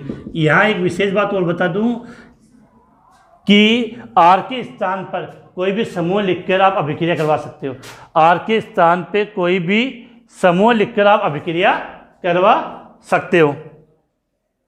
तो इसके बाद नेक्स्ट रिएक्शन की बात करते हो, 4 तो ये थी अपने सिलेबस में, 5वीं अभी मैंने जस्ट पहले बताई थी आपकी, 5वीं जो नेम रिएक्शन थी वो थी ग्रेबियल थैलिमाइड संश्लेषण, इससे भी प्राथमिक एमीन बनता है। 6ठी है आपकी हाफमान ब्रोमाइड निम्नीकरण अभिक्रिया। तो ये दोनों नेम रिएक्शन है, तो दोनों नेम रिएक्शन को मैंने अलग से वीडियो बना के वीडियो के डिस्क्रिप्शन में डाल दिया है। इनके अलावा एक आप अलग से नेम रिएक्शन और याद कर लेना, काफ़ी इंपॉर्टेंट है और लगभग हर बार बोर्ड एग्जाम में क्वेश्चन मिल जाता है। कार्बिल एमीन अभिक्रिया या इसी का दूसरा नाम होता है आइसोसाइनाइड परीक्षण। क्या लिखा है, आइसोसाइनाइड परीक्षण। और कंफर्म मान लेना कि इन तीनों में से एक नेम रिएक्शन है, आपको बोर्ड एग्जाम 2022 में मिल जाएगी, तो स्क्रीनशॉट लें। इसके बाद अब सबसे महत्वपूर्ण टॉपिक आएगा आपका एक एमीन के भौतिक गुण। देखो एमीन के भौतिक एवं रासायनिक गुणों में काफ़ी छोटे छोटे क्वेश्चन निकल के आते हैं और बहुत अच्छे क्वेश्चन बनते हैं। तो बात करेंगे एमीन के भौतिक गुण, स्क्रीनशॉट, फिर आगे बात करते हैं। अब बात करते हैं एमीन के भौतिक गुण। तो एमीन के भौतिक गुण में हम 2 टॉपिक पढ़ेंगे, एक तो एमीन की जल में विलेयता, दूसरा एमीन का क्वथनांक। इनसे रिलेटेड क्वेश्चन अच्छे बनते। देखो बात करें, टॉपिक है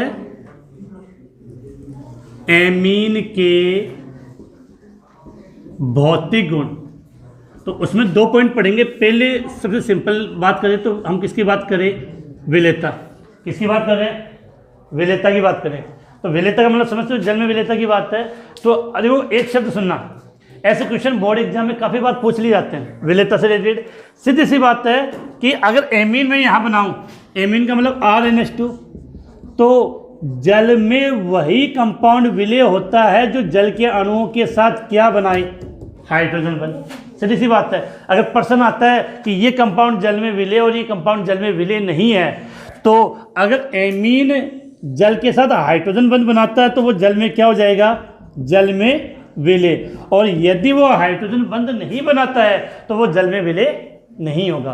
तो सीधी सी बात है कि एमीन होता है वो प्राथमिक एमीन, एमीन होता है वो विशेषकर प्राथमिक एमीन जल के साथ हाइड्रोजन बंध बनाता है, इस कारण से ये जल में विलय होता है। अब यहाँ पर भी एक विशेष बात है कि तीनों प्रकार के एमीन को हम समझने की कोशिश करते हैं। कि यहाँ स्ट्रक्चर लिख रहा हूँ मैं कि एक तो गया RNH2, दूसरा गया RNHR और तीसरा गया NRR। अब देखो प्राथमिक एमीन, द्वितीयक एमीन और तृतीयक एमीन। देखो प्राथमिक एमीन में 2 हाइड्रोजन है, जल के साथ हाइड्रोजन बंध बना लेगा। तृतीयक एमीन में 1 हाइड्रोजन है, हाइड्रोजन बंध बन जाएगा। लेकिन जो तृतीयक एमीन है उसमें हाइड्रोजन बंध है क्या, नहीं है। हाइड्रोजन है नहीं तो हाइड्रोजन बंध नहीं बनेगा। इसका मतलब क्या हुआ कि प्राथमिक एमीन जल में विलय है, द्वितीयक एमीन उससे कम विलेय है और तृतीयक एमीन जल में विलेय नहीं होता है क्योंकि वो हाइड्रोजन बंध नहीं बनाता। बिल्कुल कंसेप्ट क्लियर होना चाहिए। दूसरी बात, एक पॉइंट तो ये था। दूसरा कि जैसे एक तो मैंने लिखा CH3NH2, एक लिखा मैंने CH3CH2NH2, एक लिख दिया मैंने CH3CH2CH2NH2। अब इनमें जल में कौन मिले? बस सीधी सी बात है कि ये क्या है, आर का मान बढ़ेगा, एल्किल का मान बढ़ेगा तो हाइड्रोजन बंध बनने में प्रॉब्लम आती है। तो जैसे जैसे एल्किन के मान में वृद्धि होती है, जैसे जैसे एल्किल के मान में वृद्धि होती है, जल में विलेयता कम होती है। अर्थात इन तीनों की बात करें तो ये जल में सबसे कम विलेय, ये उससे ज़्यादा और ये उससे ज़्यादा। दोनों पॉइंट क्लियर होने चाहिए विलेयता के लिए। पहली बात, जल में वही कंपाउंड विलेय होगा जो जल के साथ क्या बनाएगा? हाइड्रोजन बंध। दूसरा, एल्किल समूह का मान, एल्किल समूह के आकार में वृद्धि होगी तो जल की में विलेयता में क्या होगी? कमी। अब क्वेश्चन कैसे बनते हैं, लिखना कैसे, वो देखो हम यहाँ बात करते हैं कि यहाँ से अगर लिखना है तो हम इस सीधा से एक लाइन लिखेंगे यहाँ पे विलेयता के लिए कि प्राथमिक एमीन जल में विलेय होता है। प्राथमिक एमीन जल में विलेय होता है क्योंकि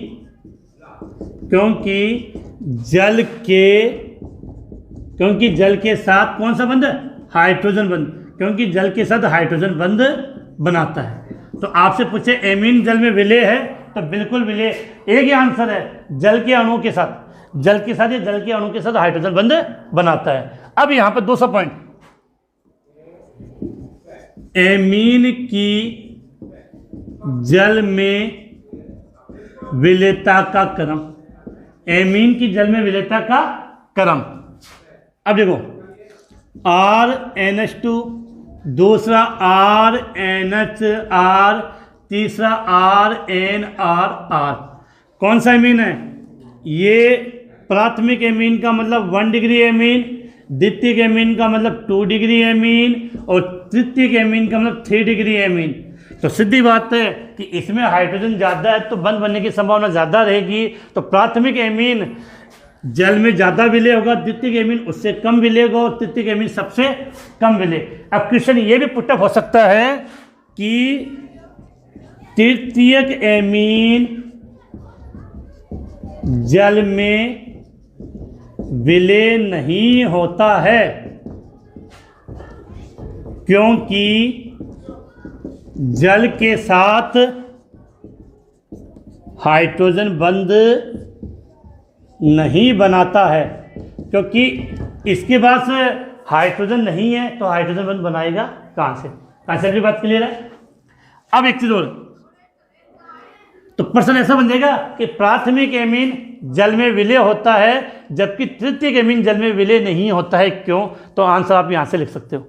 इसके बाद नेक्स्ट लाइन अगर हमें लिखनी है तो हम लिख सकते हैं, एक और बात बनती है कि एल्किल समूह के मान में वृद्धि होने पर, एल्किल समूह के मान में वृद्धि होने पर विलेयता घटती है। विलेयता क्या होती है? घटते। जैसे मैं एग्जांपल यहाँ समझा रहा हूँ, एक तो मैंने दिया CH3NH2 मेथिल एमीन, एक मैंने दिया CH3CH2NH2 एथिल एमीन, एक मैंने दिया CH3CH2CH2NH2। ये क्या हो गया? N propyl amine. तो इसका नाम क्या हो गया? Methyl amine.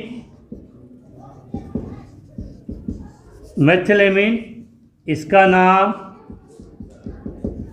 एथिल एमीन और इसका नाम क्या हो गया? N propyl amine.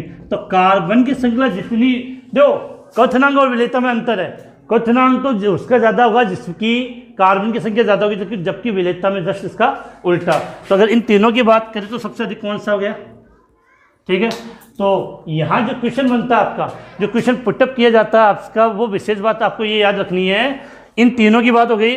ये क्वेश्चन सबसे अच्छा बनेगा यहाँ पे कि प्राथमिक एमीन जल में विलेय होता है जबकि तृतीयक एमीन जल में तृतीयक एमीन जल में क्या होगा, विलय होता है क्यों। तो ये क्वेश्चन अच्छा बन गया। तो ये तो बात हमने किससे रिलेटेड की थी, एमीन के भौतिक गुणों में विलेयता। और विलेयता के लिए सीधी सी बात है, जो जल के साथ हाइड्रोजन बंध बनाएगा वो जल में विलय होगा। इस कारण से प्राथमिक एमीन विलय होता है और तृतीयक एमीन हाइड्रोजन बंध नहीं बनाता है, इस कारण से जल में विलय नहीं होता है। और एल्केन समूह के मान में वृद्धि होने पर विलेयता क्या होगी, घटती है, क्योंकि आकार बड़ा होगा तो हाइड्रोजन बंध बनाने में परेशानी होती है।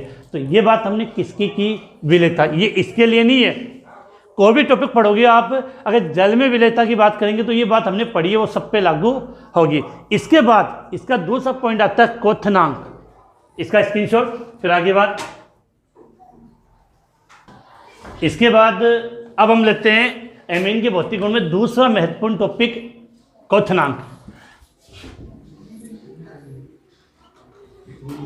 तो क्वथनांक की क्वेश्चन दो प्रकार के बनेंगे, एक तो बनेंगे आपके तुलना पे कि किसका क्वथनांक अधिक होता है और किसका क्वथनांक कम होता है। और दूसरे क्वेश्चन की बात करें तो देखो यहाँ पे हम बात करें, देखो क्वथनांक में एक क्वेश्चन तो यहाँ बनेगा कि समान अणुभार वाले hydrocarbon, alkyl halide, ether, aldehyde और कीटोन की तुलना में एमीन का क्वथनांक ज़्यादा होता है। किसका, एमीन का। लेकिन एमीन का क्वथनांक एल्कोहल से कम होता है, ये क्वेश्चन दूसरा बन जाता है। तीसरा, प्राथमिक तृतीयक एमीन में प्राथमिक एमीन का क्वथनांक अधिक होता है और तृतीयक एमीन का कम होता है। तो ये सब बातें जब तुलना पे आधारित है तो वहाँ पहली शर्त है कि उसका अणुभार क्या होना चाहिए, समान। दो बातें आप अपने माइंड में क्लियर कर लेना कि जो क्वथनांक होता है, ये तो सिंपल सी बात है कि पिछले वाले चैप्टर में बोलेगी क्वथनांक समानुपाती अणुभार। अणुभार का मतलब कार्बन की श्रृंखला, कार्बन की श्रृंखला में वृद्धि होगी तो अणुभार के मान में वृद्धि होगी, तो क्वथनांक के मान में वृद्धि होगी। जैसे इसी का अकॉर्डिंग समझना चाहें कि CH3NH2 और CH3CH2NH2 दोनों में किसका क्वथनांक अधिक है, क्वथनांक की बात है। तो सीधी बात है, इसमें एक कार्बन की श्रृंखला और इसमें दो कार्बन की श्रृंखला, तो जिसका अणुभार ज्यादा और उसका क्वथनांक ज्यादा, तो सीधी बात है इसका अणुभार ज्यादा होगा, किसका, एथिलेमीन का, तो इसका क्वथनांक भी क्या होगा, ज्यादा होगा। दूसरा पॉइंट नॉर्मल जो पॉइंट है कि जो क्वथनांक होता है वो पार्श्व श्रृंखला के व्युत्क्रमानुपाती होता है। क्या होता है, पार्श्व श्रृंखला के व्युत्क्रमानुपाती होता है, अर्थात जितनी ज्यादा साइड चेन निकली होगी उसके क्वथनांक का क्रम उतना कम होगा। जैसे एग्जांपल अगर समझना चाहें तो जैसे एक तो मैंने लिख दिया CH3 CH2 CH2 CH2 NH2, ये तो क्या हो गया आपका N ब्यूटिल एमीन। दूसरा CH3 CH2 CH CH3 NH2, ये क्या हो गया आपका द्वितीयक ब्यूटिल एमीन। तो साइड चेन निकल गई, साइड में चेन आ गई तो क्वथनांक में कमी। लेकिन ये बात कब है, जब अणुभार क्या हो, समान। ये तो नॉर्मल कंसेप्ट के क्वेश्चन थे जो किसी भी टॉपिक, चाहे एमीन की बात नहीं है, चैप्टर नंबर 10, 11, 12 और 13 चारों पे लागू होगी कि अणुभार में वृद्धि तो क्वथनांक के मान में वृद्धि होगी, और अणुभार जब समान हो और पार्श्व श्रृंखला निकली हो तो क्वथनांक में कमी होगी। अब जो चीजें मैं बता रहा हूं वो समझना, 3-4 चीजें लिख रहा हूं कि पहला पॉइंट है कि देखो जब अणुभार समानता बात करें, hydrocarbon, alkyl halide, ether, aldehyde, ketone, जो hydrocarbon, alkyl halide, ether, aldehyde और कीटोन, और यहां लिख दिया मैंने एमीन। तो इनकी तुलना में ये कब बात लागू होती है, जब अणुभार समान हो। क्वेश्चन क्या आएगा कि hydrocarbon, alkyl halide, ether, aldehyde, ketone की तुलना में समान अणुभार वाले एमीन का क्वथनांक अधिक होता है, क्यों। तो पहली बात तो आपकी कंसेप्टली बिल्कुल क्लियर हो गई कि इनकी तुलना में किसका क्वथनांक अधिक होता है, एमीन का।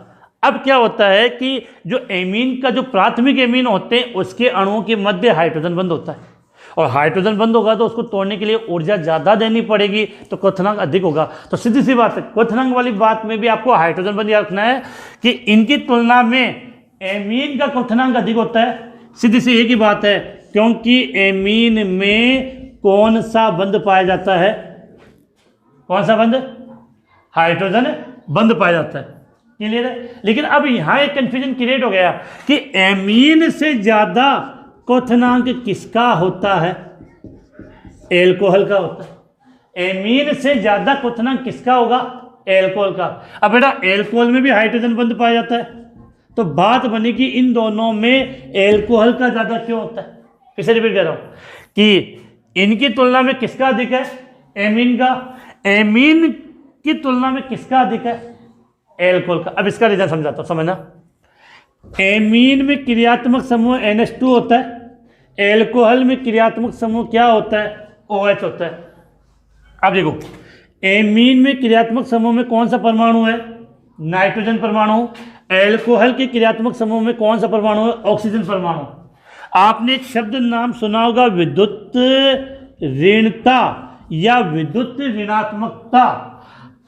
इस एमीन में जो नाइट्रोजन परमाणु है, इसकी विद्युत ऋणता का मान कितना होता है? 3।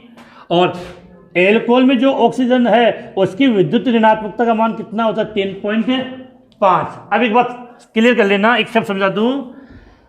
हाइड्रोजन बंध की प्रबलता, हाइड्रोजन बंध की प्रबलता समानुपाती तत्व की विद्युत ऋणता। मुझे लगता है टॉपिक बिल्कुल क्लियर हो जाना चाहिए आपका। तत्व की विद्युत ऋणता मतलब क्या हुआ कि जिस तत्व की विद्युत ऋणता ज्यादा होगी उसमें हाइड्रोजन बंध उतना ही प्रबल होगा। साफ बात है कि जिस तत्व की विद्युत ऋणता जितनी ज्यादा होगी उसमें हाइड्रोजन बंध उतना ही प्रबल होगा। तो ऑक्सीजन की विद्युत ऋणता 3.5 और नाइट्रोजन की 3। तो एल्कोहल में जो हाइड्रोजन बंध बनता है, इस ऑक्सीजन परमाणु की विद्युत ऋणता के कारण उसकी प्रबलता एमीन वाले हाइड्रोजन बंध से ज्यादा होती है। इस कारण एल्कोहल का क्वथनांक होता है समान अणुभार वाले। ये बात क्लियर, समान अणुभार वाले, इस कारण से एल्कोहल का क्वथनांक एमीन से अधिक होता है। काफी मोस्ट इंपॉर्टेंट क्वेश्चन बनता है। तो कंसेप्ट भी तो क्लियर हो गया कि एमीन और एल्कोहल में किसका अधिक होगा? एल्कोहल का, क्योंकि एल्कोहल में ऑक्सीजन परमाणु उपस्थित होता है जिसकी विद्युत ऋणात्मकता कार्बन की तुलना में अधिक होती है, जिसके कारण प्रबल हाइड्रोजन बंध का निर्माण होता है, जिसे तोड़ने के लिए अधिक ऊर्जा की आवश्यकता होती है। और इनकी तुलना में किसका अधिक होता है? एमीन का। क्वेश्चन ये भी एक क्वेश्चन बन सकता है, क्वेश्चन नंबर 1 और क्वेश्चन नंबर 2, ये दोनों क्वेश्चन आपके बन सकते हैं। इस क्वेश्चन को मैं यहाँ पे आंसर क्या लिखना है वो लैंग्वेज के रूप में लिख देता हूं, जिससे आप कंफ्यूज ना हो, क्योंकि काफी इंपॉर्टेंट क्वेश्चन बनता है।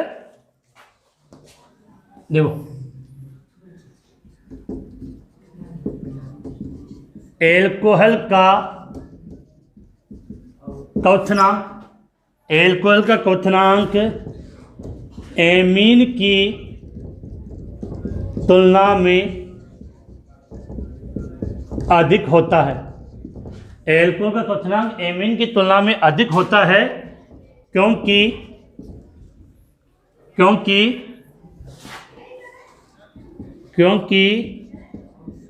ऑक्सीजन परमाणु की विद्युत ऋणता, क्योंकि ऑक्सीजन परमाणु की विद्युत ऋणता नाइट्रोजन परमाणु से अधिक होती है। ऑक्सीजन परमाणु की विद्युत ऋणता नाइट्रोजन परमाणु से अधिक होती है, जिससे एल्कोहल में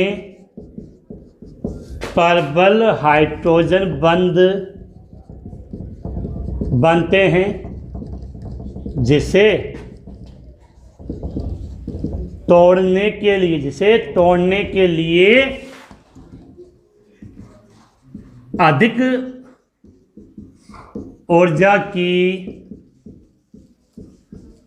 आवश्यकता होती है। इस कारण से किसका अधिक हो जाएगा? एल्कोहल का अधिक होगा। लिखना चाहते छोटी छोटी लाइन में लिख दो कि ROH का क्वथनांक किससे अधिक है? RNH2 से। क्लियर है?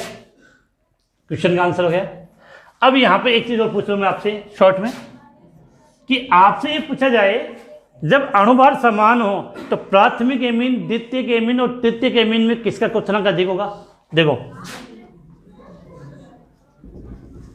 समान अणुभार होने पर, क्या लिखा है? समान अणुभार होने पर 1 डिग्री एमीन, 2 डिग्री एमीन और 3 डिग्री एमीन किसका अधिक होगा? कमेंट्स में जल्दी से कमेंट्स में देना बेटा इसका आंसर। तो जो सीधी सी बात है कि 3 डिग्री एमीन में तो हाइड्रोजन होता ही नहीं, तो ये हाइड्रोजन बंध नहीं बनाएगा, और हाइड्रोजन बंध नहीं बनेगा तो क्वथनांक में क्या होगी? कमी होगी। तो ध्यान रखना, समान अणुभार होने पर प्राथमिक एमीन का क्वथनांक सबसे अधिक होगा, उससे कम 2 डिग्री, उससे कम 3 डिग्री। काफी इंपॉर्टेंट बात है बेटा, क्वेश्चन काफी अच्छे बनेंगे कि समान अणुभार है तब प्राथमिक एमीन का क्वथनांक सबसे अधिक होगा, द्वितीयक एमीन का उससे कम होगा और तृतीयक एमीन का सबसे कम होता है। तो ये टॉपिक आपका मैंने क्या कंप्लीट करवाया यहाँ पे, क्वथनांक का काफ़ी इजीली तरीके से इसको समझा दिया, और बिल्कुल बार बार रिपीट करके ये दिमाग में, माइंड में फिट बैठ जाए। तो इसके बाद ये तो था इसके भौतिक गुण। सबसे इंपॉर्टेंट क्या होता है कि जो एमीन हम पढ़ते हैं, एमीन एक क्षार की तरह व्यवहार करता है। किसकी तरह? क्षार की तरह। इस कारण से इसकी क्षारीयता का क्रम से रिलेटेड काफी क्वेश्चन पूछे जाते हैं, उसकी बात करेंगे। इसका स्क्रीनशॉट लें, फिर बढ़े नेक्स्ट टॉपिक की तरफ।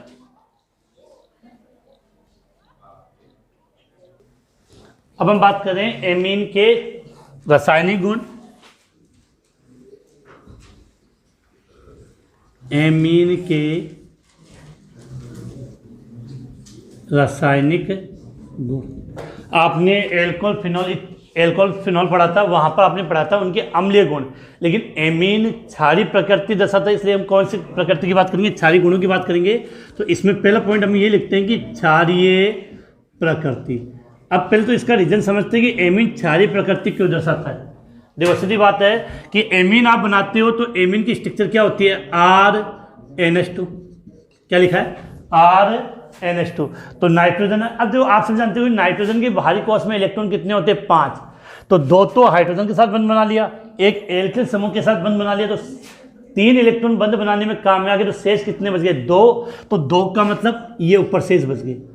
जो इलेक्ट्रॉन बंध बनाने में भाग नहीं लेते उसको आप क्या बोलते हो? Lone pair. तो ये जो नाइट्रोजन है, इस नाइट्रोजन के ऊपर ये क्या होता है? एक लोन पेयर होता है LP, जिसको नॉर्मली लिखना चाहे तो एकाकी इलेक्ट्रॉन युग्म।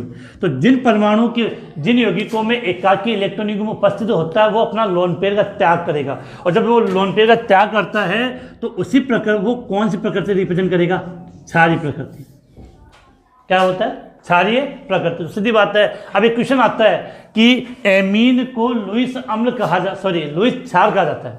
एमीन को लुईस क्षार कहा जाता है। तो सीधी सी बात है कि एमीन में नाइट्रोजन परमाणु पर एकाकी इलेक्ट्रॉन युग्म उपस्थित होता है जो उसका दान करता है, इस कारण से इसको बोलते हैं लुईस क्षार। तो बिल्कुल क्लियर होनी चाहिए कि एमीन को हम लुईस क्षार क्यों कहते हैं। क्या लिखा है? एमीन को हम लुईस क्षार क्यों कहते हैं। तो बिल्कुल बात क्लियर होनी चाहिए कि एमीन में क्या उपस्थित होता है? एकाकी इलेक्ट्रॉन युग्म। इस कारण से एमीन को हम क्या बोल सकते हैं? लुईस क्षार बोल सकते हैं।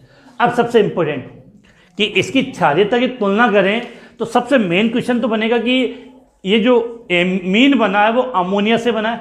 तो यहाँ 3 कंपाउंड लिख रहा हूँ, उसको आप समझना। एक तो मैंने लिखा RNH2, यह तो हो गया एल्किल एमीन। दूसरा हो गया अमोनिया।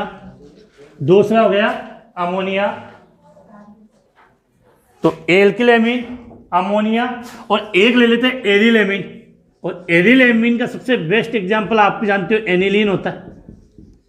पहला क्वेश्चन तो आपका ये बनेगा कि इन तीनों में अधिक क्षारीय कौन सा होता है, कम क्षारीय कौन सा होता है, या दोनों की तुलना पे आधारित क्वेश्चन आएगा। वो समय यहाँ पे एक साथ करवा रहा हूँ। जो समझो कि अमोनिया है, अमोनिया से एक H हटा के R जोड़ दिया तो एल्किल एमीन क्या बन गया आपका? Alkyl amine. और उस H के स्थान पर बेंजीन वाले अर्थात एरिल समूह जोड़ दिया तो एरिल एमीन बन गया। इस एरिल एमीन का पर्टिकुलर नाम हम क्या लिखते हैं, एनिलीन, और ये बन गया अमोनिया।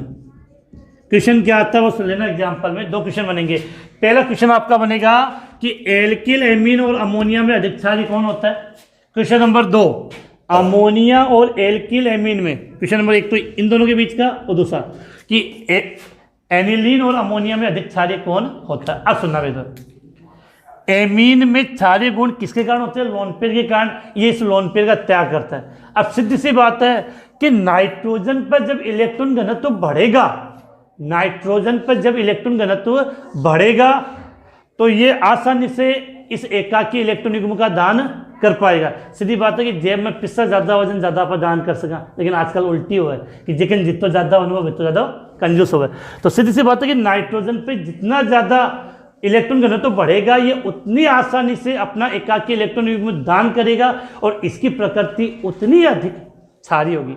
अब आपने पहले वाली चैप्टर की ऑनलाइन क्लास से ली होगी, आप सभी जान क्लियर होनी चाहिए कि आपका जो आर होता है एल्किल, आपका जो आर होता है वो प्लस आई प्रभाव दर्शाता है। आर कौन सा, प्लस आई प्रभाव दर्शाएगा। और आपकी जो बेंजीन वाले अर्थात जिसको आप फेनिल बोलते हो, एरिल समूह बोलते हो, AR एरिल, ये कौन सा प्रभाव दर्शाती है, माइनस आई प्रभाव। प्लस आई प्रभाव का मतलब क्या होता है, बंद के इलेक्ट्रॉन अगले की ओर विस्थापित होंगे, वो अपने बंद के इलेक्ट्रॉन अगले को देते हैं। तो एल्किल समूह कौन सा प्रभाव दर्शाता है, प्लस आई। तो प्लस आई के कारण बंद के इलेक्ट्रॉन किसकी तरफ जाएंगे, नाइट्रोजन की तरफ जाएंगे। और एनिलीन में क्या होता है, बेंजीन वाले हो गई, एरिल का मतलब बेटा बेंजीन ही है। तो ये कौन सा प्रभाव दर्शाती है, माइनस आई। और माइनस आई प्रभाव वाले क्या करते हैं, बंद के इलेक्ट्रॉनों को अपनी ओर, बंद के इलेक्ट्रॉनों को अपनी ओर आकर्षित करते हैं। तो ये बंद के इलेक्ट्रॉनों को अपनी ओर खींचेंगे। अब समझना बड़ा क्वेश्चन, अमोनिया नॉर्मल कंडीशन है बीच की, इस पे मैंने एल्किल जोड़ा तो आर क्या कर रहा है, प्लस आई प्रभाव के कारण नाइट्रोजन पे इलेक्ट्रॉन घनत्व के मान में क्या होगी, वृद्धि होगी। क्योंकि आर अपना बंद के इलेक्ट्रॉन किसकी तरफ जा रहा है, नाइट्रोजन की तरफ जा रहा है, निशान इधर लगाया है। तो बंद के इलेक्ट्रॉन जब नाइट्रोजन की तरफ जा रहा है तो नाइट्रोजन पे इलेक्ट्रॉन घनत्व क्या होगा, बढ़ेगा। इस कारण से एल्किल एमीन और अमोनिया में अधिक क्षारीय कौन होता है, एल्किल एमीन। अब यहाँ जाओ, ये क्वेश्चन हो गया दूसरा। अमोनिया और एनिलीन की बात करें तो एनिलीन में जो एरिल समूह बेंजीन वाले होती है या फेनिल समूह बोल दो, ये बंद के इलेक्ट्रॉनों को अपनी ओर आकर्षित करता है और अपनी ओर इलेक्ट्रॉन खींचेगा तो नाइट्रोजन पे इलेक्ट्रॉन घनत्व में कमी आएगी और कमी आएगी तो ये अपना लोन पेयर नहीं दे पाएगा। इसका मतलब क्या होगा, अमोनिया और एनिलीन में अधिक क्षारीय कौन होता है, अमोनिया होता है। अमोनिया और एनिलीन में अधिक क्षारीय कौन होगा, अमोनिया। दोनों के क्वेश्चन बनते हैं, मैं दोनों क्वेश्चन आपको यही करवा रहा हूँ कि पहला क्वेश्चन यहाँ लिख रहा हूँ यहाँ पे कि समझ में आ जाए कि बहुत इंपॉर्टेंट क्वेश्चन है। एल्किल एमीन, एल्किल दोनों को डिवाइड कर लेते हैं, एल्किल एमीन अमोनिया की तुलना में अधिक क्षारीय होता है। तो इसका जो सीधा सा रीजन आपको एक बार इसकी स्ट्रक्चर बना के दिखा देनी, जैसे RNH2 और अमोनिया, अमोनिया को भी ऐसे बना दो HNH2, ये आपका अमोनिया, ये आपका एल्किल एमीन। अब एल्किल एमीन कौन सा प्रभाव दर्शाती है, प्लस आई। तो बंद के इलेक्ट्रॉन किसकी तरफ, नाइट्रोजन परमाणु की ओर विस्थापित होंगे। तो इसको यहाँ एक ही बात याद रखनी है कि कौन अधिक क्षारीय होगा, एल्किल एमीन। तो सीधे लिखोगे कि एल्किल एमीन में एल्किल समूह है, एल्किल समूह को किससे रिप्रेजेंट करते हो, आर वैलेंस से। एल्किल समूह है प्लस आई प्रभाव दर्शाने के कारण, एल्किल समूह, एल्किल एमीन में एल्किल समूह है के प्लस आई प्रभाव दर्शाने के कारण नाइट्रोजन परमाणु पर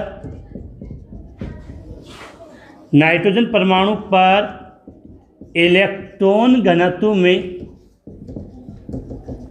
वृद्धि हो जाती है। और अमोनिया में ऐसा कुछ भी नहीं है, तो केवल हाइड्रोजन जुड़ा है। वृद्धि हो जाती है जिसके कारण एल्किल एमीन अमोनिया से अधिक क्षारीय होता है। बिल्कुल क्लियर हो जानी चाहिए बात। अब आ जाओ यहाँ पे कि एनिलीन को आप बोल सकते हो एरिल एमीन। सुन लेना, क्योंकि कभी कभार कंफ्यूजन हो जाए। एरिल एमीन या एनिलीन अमोनिया से अधिक क्षारीय, मतलब कम क्षारीय होता है। क्यों? तो क्वेश्चन क्या लिखेंगे कि एरिल एमीन, या क्या लिख सकते हो एनिलीन। एरिल एमीन अमोनिया से, एरिल एमीन अमोनिया से कम क्षारीय होते हैं। क्यों? बड़ा दो रीजन है। एक तो ये माइनस आई प्रभाव कि जो एरिल समूह में कौन सा प्रभाव जो सर माइनस आई प्रभाव। दूसरा जो इस एनिलीन पे जो लोन पेयर होता है वो बेंजीन वाले के साथ अनुनाद में भाग ले लेता है। अब जब अनुनाद में भाग ले लेगा तो बंद लोन पेयर देने के लिए बचेगा ही नहीं, इस कारण से इसकी क्षारीयता कम होती है। पहला पढ़ने के हो गया। तो पहले तो ये स्ट्रक्चर बना के समझा नहीं आपको कि ये NH2 लोन पेयर जैसा दिया, ये बेंजीन वाले, और यहाँ आपने बना दिया NH3। अब सीधी बात है कि इसमें बेंजीन वाले जो एरिल समूह होता है वो बंद के इलेक्ट्रॉनों को अपनी ओर खींचेगा, जिसके कारण इसकी क्षारीयता कम हो जाएगी और अमोनिया की ज्यादा हो जाएगी। अब इस लाइन को क्या लिखना है कि एरिल एमीन में एरिल समूह है, एरिल एमीन में एरिल समूह है, कॉस्ट में लिख सकते हो C6H5। एरिल एमीन में एरिल समूह है के -I प्रभाव के कारण। अब -I का मतलब बंद के इलेक्ट्रॉन अपनी ओर खींच लेगा तो नाइट्रोजन पे इलेक्ट्रॉन घनत्व में कमी। इस पर फोकस इसलिए करोगे, बहुत इंपॉर्टेंट क्वेश्चन है। तो एरिल एमीन में एरिल समूह के -I प्रभाव के कारण नाइट्रोजन पर इलेक्ट्रॉन घनत्व में कमी आ जाती है। एक पॉइंट तो ये ले सकते हो। दूसरा पॉइंट नंबर 1, दूसरा एनिलीन या एरिल एमीन में जो नाइट्रोजन परमाणु पर जो लोन पेयर होता है वो अनुनाद में भाग ले लेता है। जब अनुनाद में भाग ले लेगा तो वो देने के लिए शेष कहाँ रहेगा। तो दूसरा लिख सकते हैं कि एरिल एमीन में नाइट्रोजन पर उपस्थित लोन पेयर को क्या बोलते हो एकाकी इलेक्ट्रॉन युग्म। तो एरिल एमीन में नाइट्रोजन पर उपस्थित लोन पेयर अनुनाद में भाग ले लेता है। अब भाग ले लेगा तो फिर ही नहीं बचेगा। इस कारण एरिल एमीन या क्या बोल दो आप एनिलीन, किसी से कुछ भी पूछ सकता है। इस कारण एरिल एमीन या एनिलीन अमोनिया से कम क्षारीय होते हैं। तो काफ़ी स्लो, थोड़ा सा धीरे लिखा है इसको कि इजीली बात क्लियर आ जाए। हाँ, ये क्वेश्चन भी मैंने बता दिया है कि क्वेश्चन पूछ लिया जाएगा कि एमीन को क्या बोलते हैं, लुईस क्षार। एमीन को क्या कहते हैं, लुईस क्षार, क्योंकि एमीन के पास क्या होता है एकाकी इलेक्ट्रॉन युग्म। हाँ, इन तीनों का क्रम भी पूछ लिया जाए। अब आपसे अगर ये पूछा जाए तो एल्किल एमीन और एनिलीन में अधिक क्षारीय कौन सा होगा, तो इनमें तो कंफ्यूजन नहीं होना चाहिए, कौन होगा एल्किल एमीन। तो स्क्रीनशॉट